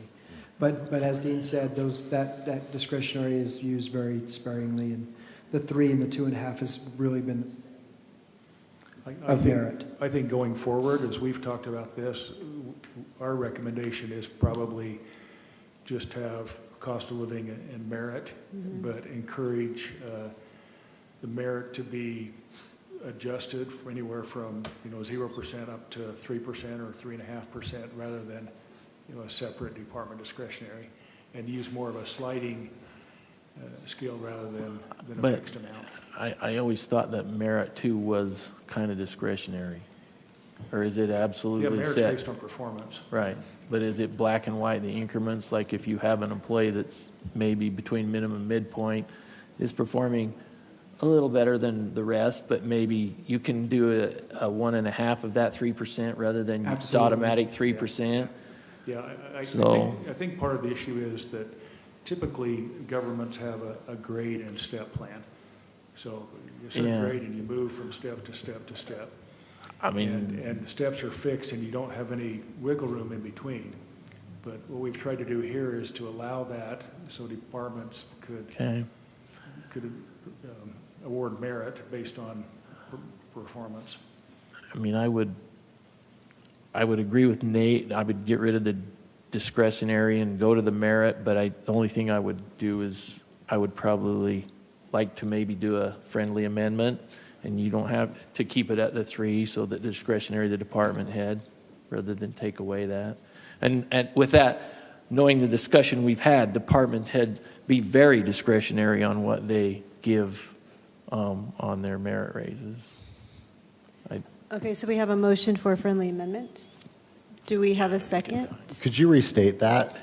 The only difference from your amendment would be you wanted to get rid of the department discretionary, right? Yep. And you wanted to make the merit range at a flat 2. I would say leave the merit at the 3, but. Or a 0 to 3 sliding. 0 to 3 with the discretion of the department head. So, gives them, I think,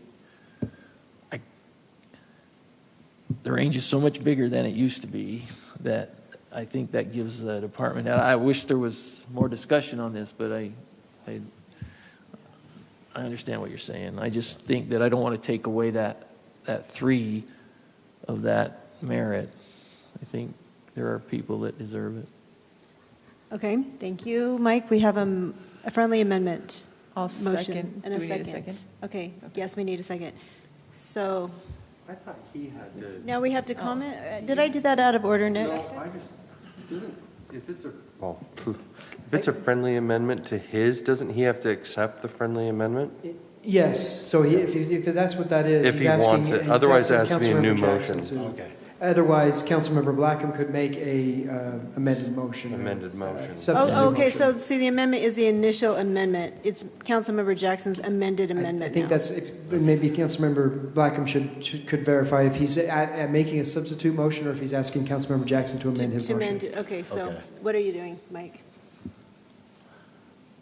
You're making a friendly amendment. I'm making a friendly amendment. Okay, You're so asking him to And do would I have the ability to do a counter or just accept or not? Yeah, you can modify your amendment. I don't know. We're We have shooting from the hip we do here. have a parliamentarian. Let's let him decide for us. So typically you either accept that or reject that. Okay. Because if you like his friendly amendment, then you say, yeah, I'll take that. Otherwise, if you don't like it, you just stick with your original motion, which you obviously liked. Okay. All right, so what I'm going to do here is, I do like that, because I think that our department heads need to have the ability to recognize good performance, especially with the job shortage and whatnot. With that being said, we also have to try to tighten our belts like everyone else in the community. And so I accept that friendly amendment. Nice. Okay, so we had a motion and we had a second, so now we do comments. Yeah, I think you need to make sure Councilmember Oaks is still okay with what he Yes, seconded. yes, which is right, I now was going to different. ask him, right. Councilmember Oaks, are you? Yes? You're- I'm okay with everything. Okay, all right, so do we want to have additional comments before we take a vote? Yeah, maybe. Councilmember I Adams can't has a pull my comment. mic. The only additional comment is, and it maybe comes in the form of a question too, is it's like how much money is, like Dean said, I don't know that we're using this discretionary 1.5% as often. I mean, we're not using, are we budgeting 150 grand just in case we use it? So we're budgeting for the full amount. We budgeted the full amount. Okay, fantastic. Nice job, Nate. Any additional comments before we go to a vote? Okay, I think we're at Councilmember Blackham. Aye. Aye. Aye. Aye. Aye.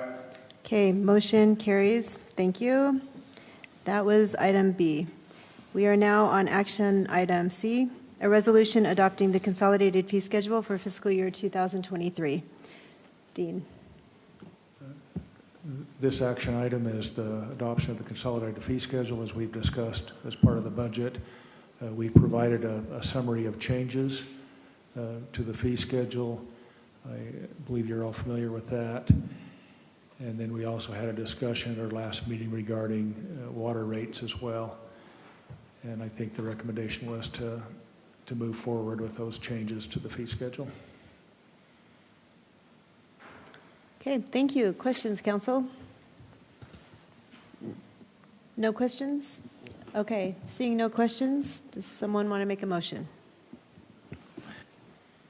I will. Do you want me to? I have a question. Oh, Councilman Adam. Oh, you do have a question? You have a question? Okay. Maybe just for a little more clarification on the increase, Okay. on why the increase, Okay. that'd be helpful. On the water rates? Yeah, just clarification on that Yeah, adjustment. If you remember, as we went through the water budget, there were quite a few infrastructure improvements, and we were funding a lot of those improvements with retained earnings or reserves, and we felt it necessary to raise rates to cover some of those improvements.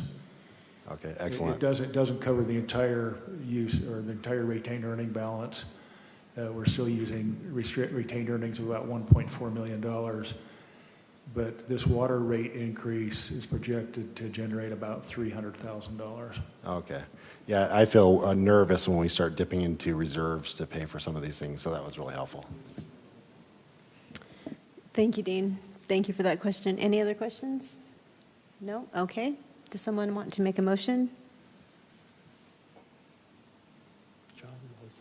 John? Sure, why not? I'll make a motion that we approve action item C, resolution adopting the consolidated fee schedule for fiscal year 2023. And I second that. All right, thank you. We have a motion and a second. Comments?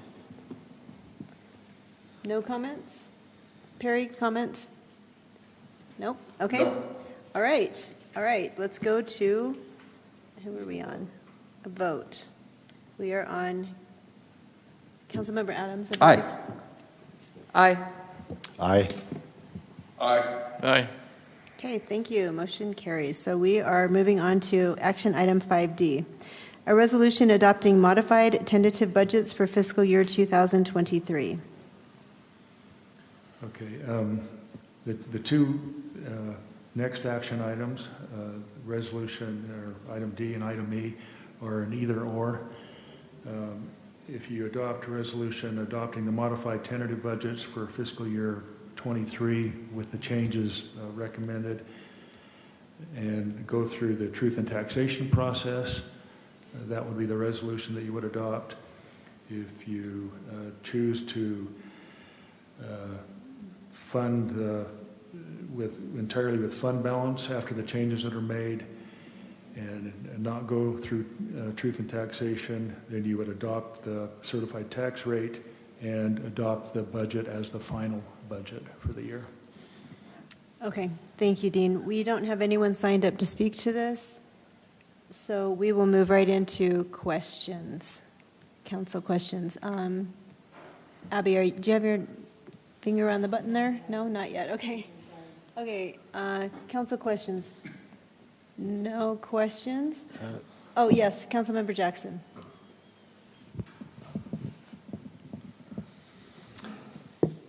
Actually, no, yeah, I'm good. Okay, so seeing no council questions. And I will, if there's no, Sorry. Yes, Councilmember Oaks. So my question for Dean is, do we have May's revenue from sales tax in yet? We do not. We usually receive it about the 23rd of each month, 23rd, 24th, so we do not.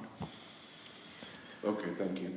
Thank you, Councilmember Oaks. Councilmember Hunt, I see your light on. Yeah, sorry. Go ahead. Just a quick question. I just want to clarify for, and a question for Shane is, and I know we've talked about it, but truth in taxation does not cost the city anything, correct?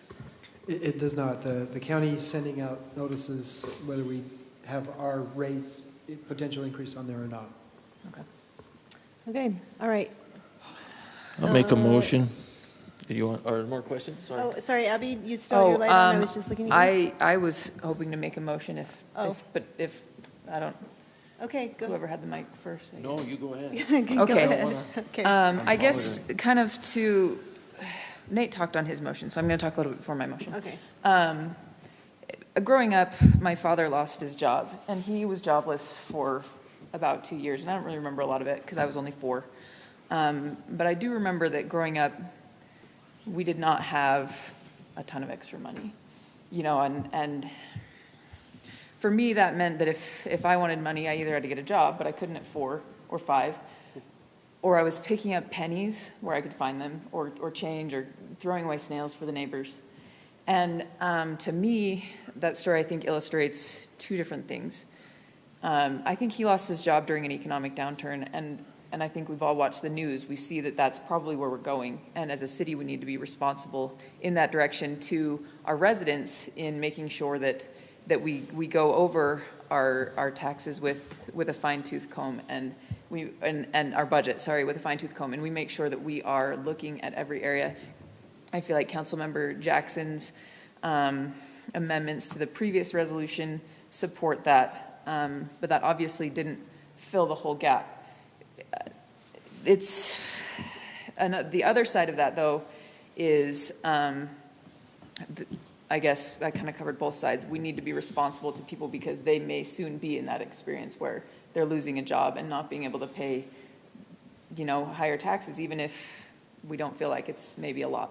So I guess with that, having both of those things in mind, I would make a motion that we go through the truth in taxation process with the specific stipulation that we will continue to look through our budget for places where we can fill that without having to raise taxes. I've looked through and found, I'm not going to go into the details, around $11,000 that I think we could cut. And yeah, that may seem like pennies, but that's how I got my first $100, was pennies and nickels and dimes. So I guess that's my motion. Okay, thank you. We have a motion. Do we have a second? I will second that. Okay, we have a motion and a second. Comments? Councilmember Blackham. My comment would be that I've lived my whole life on a budget. I've had to live with economic upturns and downturns. And I feel like right now, taking money out of somebody's pocket, I know we've looked at it. I don't know what we're going to find. I think we have money in there that can cover this. It's not going to put the city in a bad position. The city is going to still have about 20% of what their budget is, their taxes in a coffer, which in years past, they would have been 5% away from actually being in violation of having too much money. I don't see that it's going to put the city in a bad position. I think there are so many unknowns right now. I don't believe a year from now gas is going to be $6 a gallon. I think it will be less. I think groceries will even out. But there are so many unknowns right now that people are trying to make up, taking another $10 or $20 from somebody that's going to be the gas that puts in their car that sends them to work, and we're going to take that away in a tax increase. I just cannot feel right about that, because just like tonight, we come up with $150,000, just like that. We don't have to spend all the money that's in the budget. We say that we're going to take, and we have a balanced budget by taking that fund balance and putting it there, but we don't actually have to spend all of our money. You know, we can tighten our belts. We don't have to buy everything that's in there. We don't have to pay for everything. If there's ever a time, I mean, you watch the news. Everybody get on the news tonight and watch what it's costing the average family in Kaysville is another $750 a month. I'm not taking any more money from them if I have a choice. I think, you know, from my experience in the fire department, I don't just jump. I don't shock and awe. I'm going to look at things, and I think it's going to take a while to look at it, to respond to it, and address it. I don't think we need to do a truth in taxation. I think the city's going to be fine using fund balance. I think we are going to have to do a tax increase next year, irregardless, because of the paramedics that we have. And I think by that time, we will have a very specific reason of what the tax increase would be, an exact amount of what it would have to be, because there is a lot of money that we can actually save out of this budget still, I believe. I don't see any reason to go through the process of truth in taxation and then say, no, we're not going to take anything, or we're going to take this much or whatever. I think we can handle it this year. We've done truth in taxation, as far as I could tell, at least the last 4 years in a row. I think only 1 year it was just for inflation. The other years was for the city building, then was for firemen, then was for paramedics. So out of the four or so years that we've done it, only 1 year was for inflation. The other years was for building this building, getting some firemen, and doing paramedics. So they've been pretty good increases. If you look back at your taxes that you paid to Kaysville City, probably 5, 6, 7, 8 years ago, you're probably paying about 25% more now than you were then to cover those increases. I think it's time for all of us to live within a budget, tighten our belts, see what we can do. I don't want to hurt the employees. That's one thing I've always said. You know, there are places we can cut, but we don't need to cut our employees. We don't need to cut giving them their 4.75 COLA. If they're an exceptional employee, they deserve their merit. They don't deserve to be penalized by it. But I don't think the Kaysville City as a whole, I feel like a tax increase right now would almost be penalizing them, and I don't think it's right. Now, that's my opinion. That's how I feel.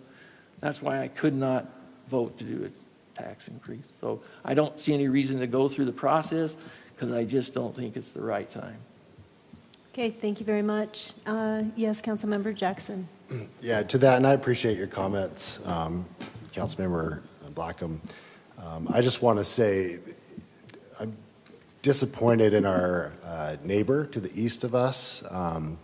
We have a lot of great residents and folks that we have worked together over the years. We, our next door neighbor city, we hold parades together and whatnot.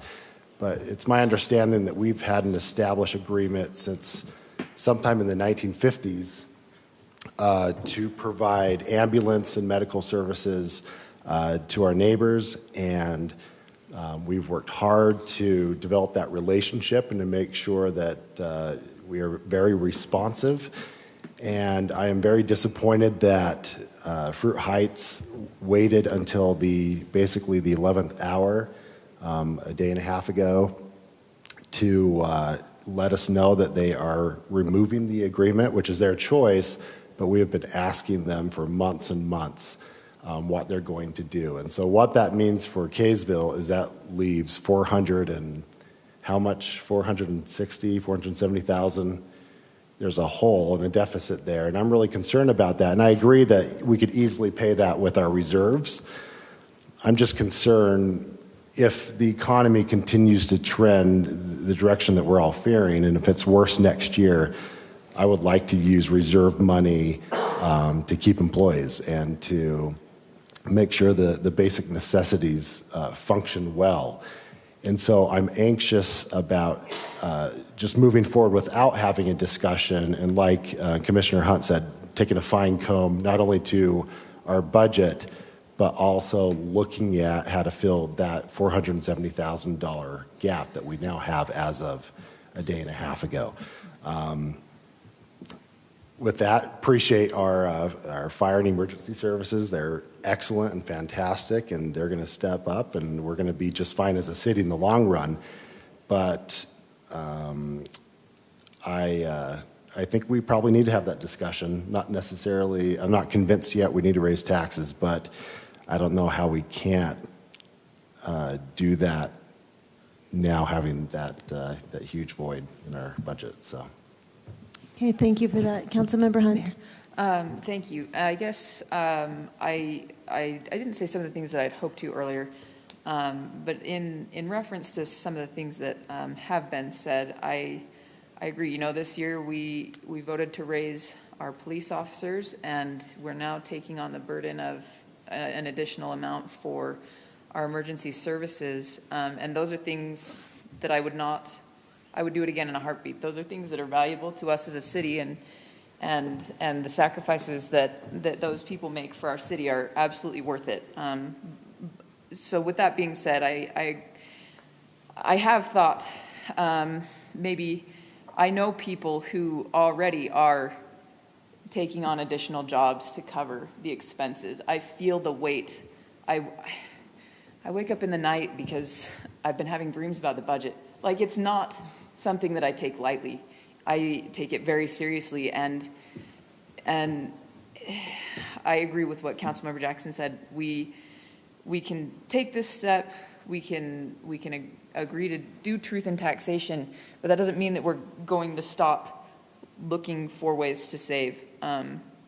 Like Councilmember Jackson has said, you know, he's found some things, I've found some things, but aside from that, the other thought I've put into it is, if we feel that this is where the economy is going, I think raising taxes next year would be more of a burden, because we would be having to fill in what we're filling in with fund balance in addition to anything else that we may need, I think. And I don't feel comfortable dipping very much into our reserves on the precipice of something that we don't know or understand. I guess, sorry, I just wanted to add that in my Thank you. rationalization. Okay, thank you. Councilmember Adams, did you? No? Okay. Councilmember Oaks, do you have anything you'd like to add? Well, I actually have a lot I'd like to add, but I hear my echo in the background, and it's a little disconcerting. And but I have to disagree with Councilmember Blackham. I think gas prices are just going to be up even more next year. We're already in a recession. I see it being so much worse as we go forward. But I have to agree with them. I have a hard time in wanting to raise taxes on anybody right now, for whatever reason. Okay, thank you. Thank you for that. Does that conclude our questions? Okay. All right. Was that comments? That was questions. Oh, yes, Councilmember Jackson. One more question I forgot to ask earlier. So looking at the amount of money that we're spending on the fleet,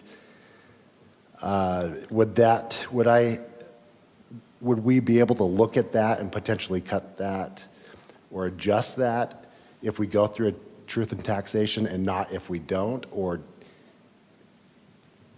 how does that work? Sure. The budget is a plan. It's a working document that can be changed at any time. You could adopt a budget now, and 2 weeks from now you could change it. Okay. So yeah, it can be altered. Okay. That's helpful. Okay. All right. Anyone have anything else they'd like to add? No, we're good. Okay. I was just going to add just a couple brief little comments. I appreciate everything that's been said. Believe me, I understand taxes are expensive. Everything's expensive, and it's really frustrating. And Mike, I totally respect what you're saying and your perspective and your conservatism and everyone else's, because I believe we're all very conservative up here, and we're doing the best we can to be responsible. I did want to make a clarification. So fund balance, just for anyone who is listening, is money that has accrued over time that the city's been able to save by not using it in different areas. So we do have a little bit of savings there. Actually, you know, it's a healthy savings, which is great. In my mind, it's a rainy day fund. And in my mind, it's stormy, but it hasn't started raining yet. I think that the rains will come. I really do. I think that the economy, based upon what I'm hearing, is going to continue to worsen. And I think next year it will be even more difficult to have a conversation like this. And the things that we're doing now that I have so much respect for in terms of looking at the fleet, looking at little ways to save, and you're right, pennies add up to dollars that add up to thousands of dollars in savings. And whatever we can do to be responsible, we're trying to do. We've had multiple conversations about this. And one-off conversations, asking individual meetings with the accounting department and different departments asking, how can we make sure that this happens and we're being as responsible as possible? That being said, having a truth in taxation hearing, in my mind, gives us some options. It gives us the option to look at maybe taking some of the money, maybe the majority of it from our savings, and capturing just a little bit of the tax increase, or not capturing any of the tax increase and holding the rate from last year, not even accepting a new rate. So it gives us some options, and it doesn't cost the city money. It is frustrating when people get that notice, and I understand that, but I do know that I can feel good about the work that's been done in terms of telling people, look, we're doing everything that we can to avoid an increase on your end, so, as homeowners, so. Can I just say Yes. because I want to be clear, because people are going to watch this and they're going to see how we do and what we act at. I want them to know that there is about $5.5 million in that fund. We've saved $150,000 tonight, so that's going to take it from 1.2 to 1.5 or whatever, 1,500,000. So that would take us roughly down to 4,400,000 in reserve. I just want that number to be out there so people know what we're talking about.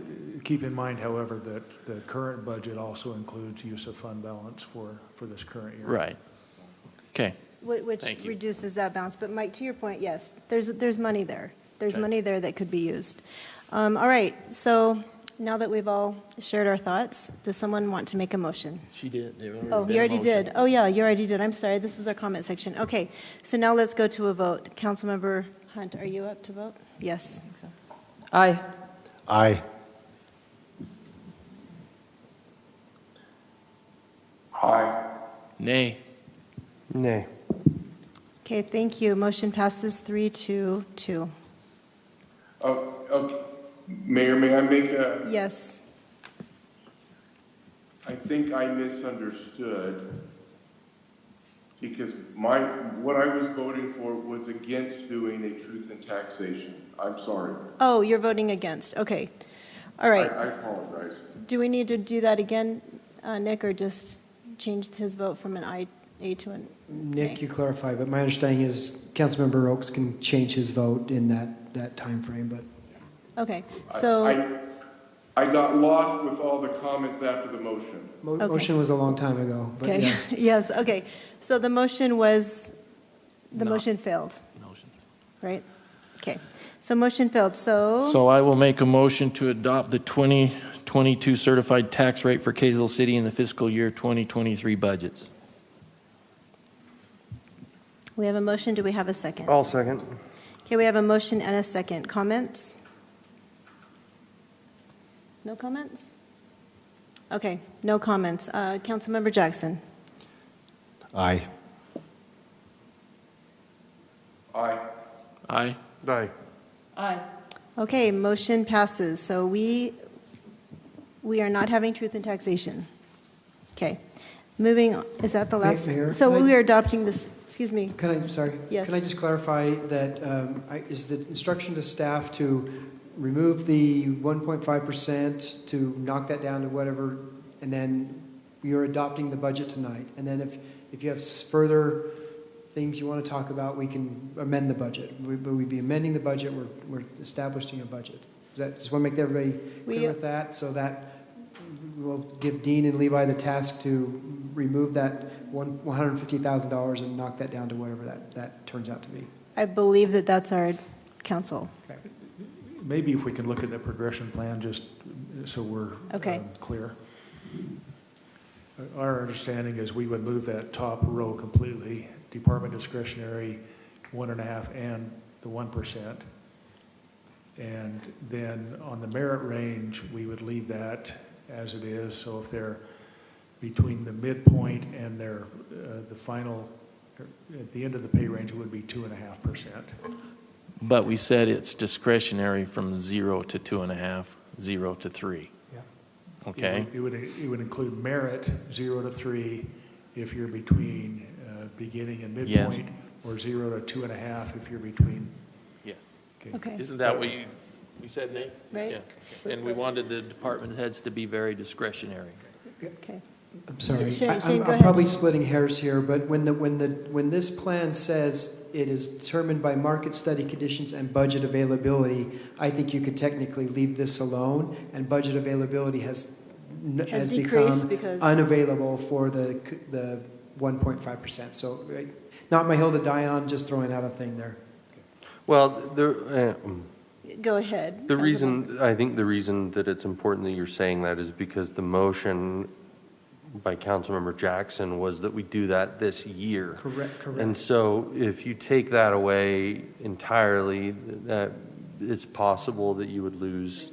Thank you for that clarification, because next year I'd like to bring this back as is, or modified however we want to do it. Like Councilmember Blackman raised some good points, and maybe this wasn't the best way to do this, but the point was we were trying to match the 4% that people were getting from a step, and so maybe we do something different, but yes. I think you could leave it there, but then remove it from the budget in the sense that the direction is that this year there will not be discretionary.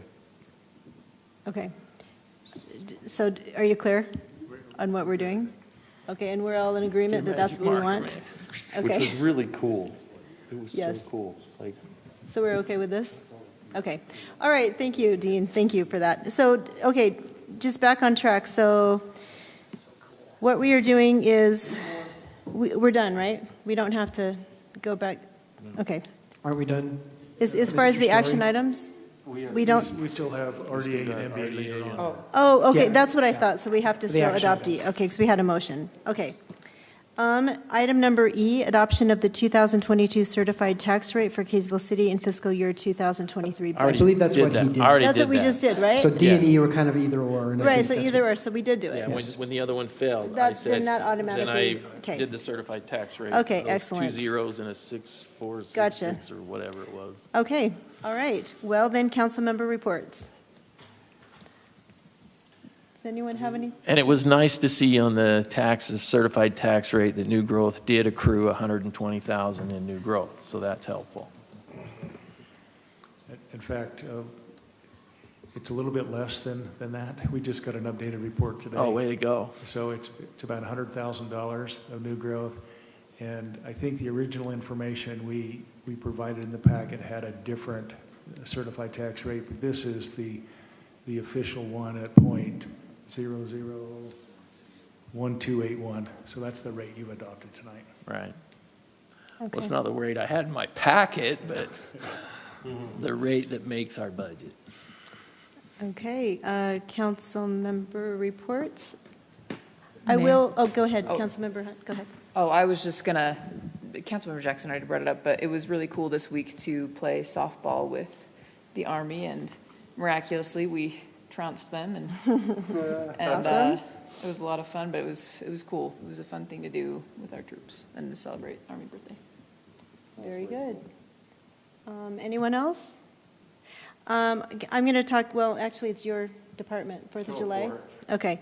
I was just going to mention that former Mayor Steve Hyatt has stepped up to the plate for us, and he has planned the patriotic devotional, interfaith patriotic devotional, so I'm really excited about it. I just wanted to briefly mention it.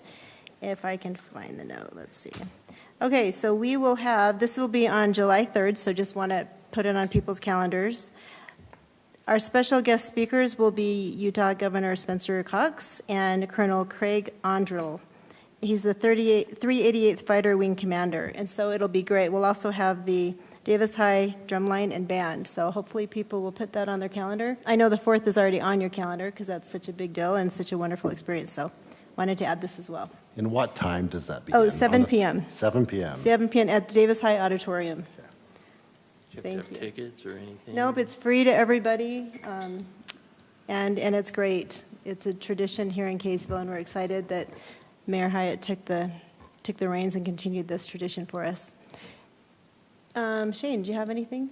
Mayor, I just want to say, I love this. I'm so sorry it's hard. I think you guys are incredible, and just vetting out this budget, it's a terrible thing, and I'm sorry it's so tough this year, but thank you for being so professional and honestly just caring about the staff, because that's obviously our focus, and you care about the residents and you care about the staff, and you know we care about the residents too, but that's your job. You represent those folks, and you do very well, and even in not agreeing 100% all the time, it's just incredible to watch. So thank you for doing that in a professional manner, and thank you for caring about the staff like you do.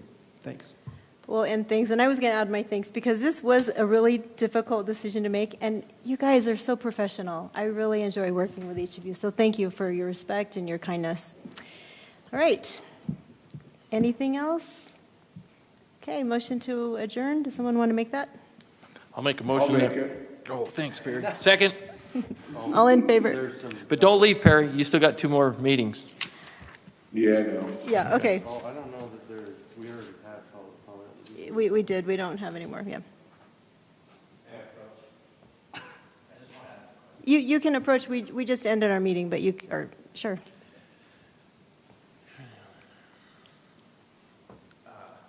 Have you guys already closed your public open? We did. Are you going to have it again next time, or? Yes, you can sign up to speak. Where do I need to everyone. There'll be a clipboard out front, so prior to the meeting, you can sign up. And then at 6:30, a half an hour before the meeting, you can come and just casually ask any of us questions. We're just here to mingle.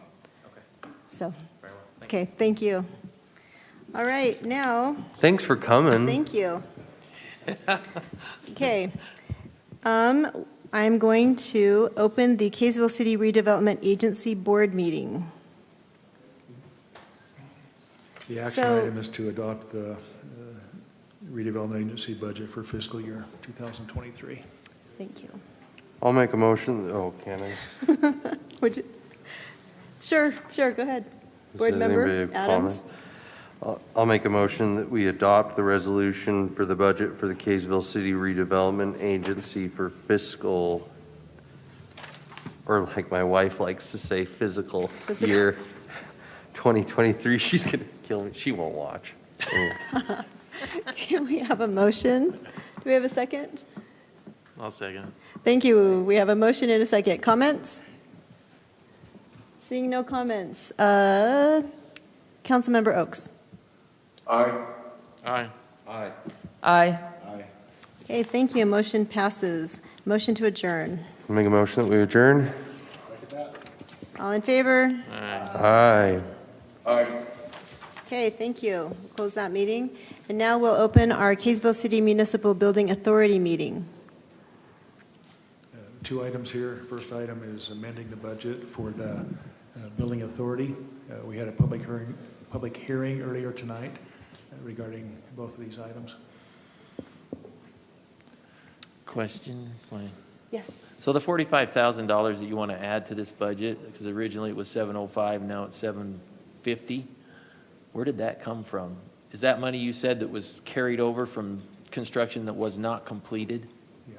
It's not new money or money we had to dip into, it's money we had. That was project money. In fact, there's probably still some balance in that account, Okay. but we think that's the final expenditures for this project. And that should close out City Hall? Okay, thanks. Questions? Councilmember Adams? No? No. Okay. Seeing no questions, do we have a motion on item A? Do we have to do? Do we have to- Do we have to do 2? do we have to do them motions, separately or can we together? pair them up, Nick? Okay. Sweet. Okay, a motion on number 2 and number 3 together. I'll make a motion that we combine item number 2 and 3 and approve both resolutions amending the budget for the Municipal Building Authority for fiscal year 2022 and adopting a similar budget for fiscal year 2023. Do we have a second? I'll second. Thank you, Board Member Hunt. Okay, comments? No comments? All right. Board Member Blackham. Aye. Aye. Aye. Okay, motion passes. Motion to adjourn? So moved. All in favor? Thank you. Good job, guys. Mayor, you're the best. That was Can I go now? You did Hey, awesome. you have fun. Oh, wow. Don't fall asleep on the beach. Get a sunburn.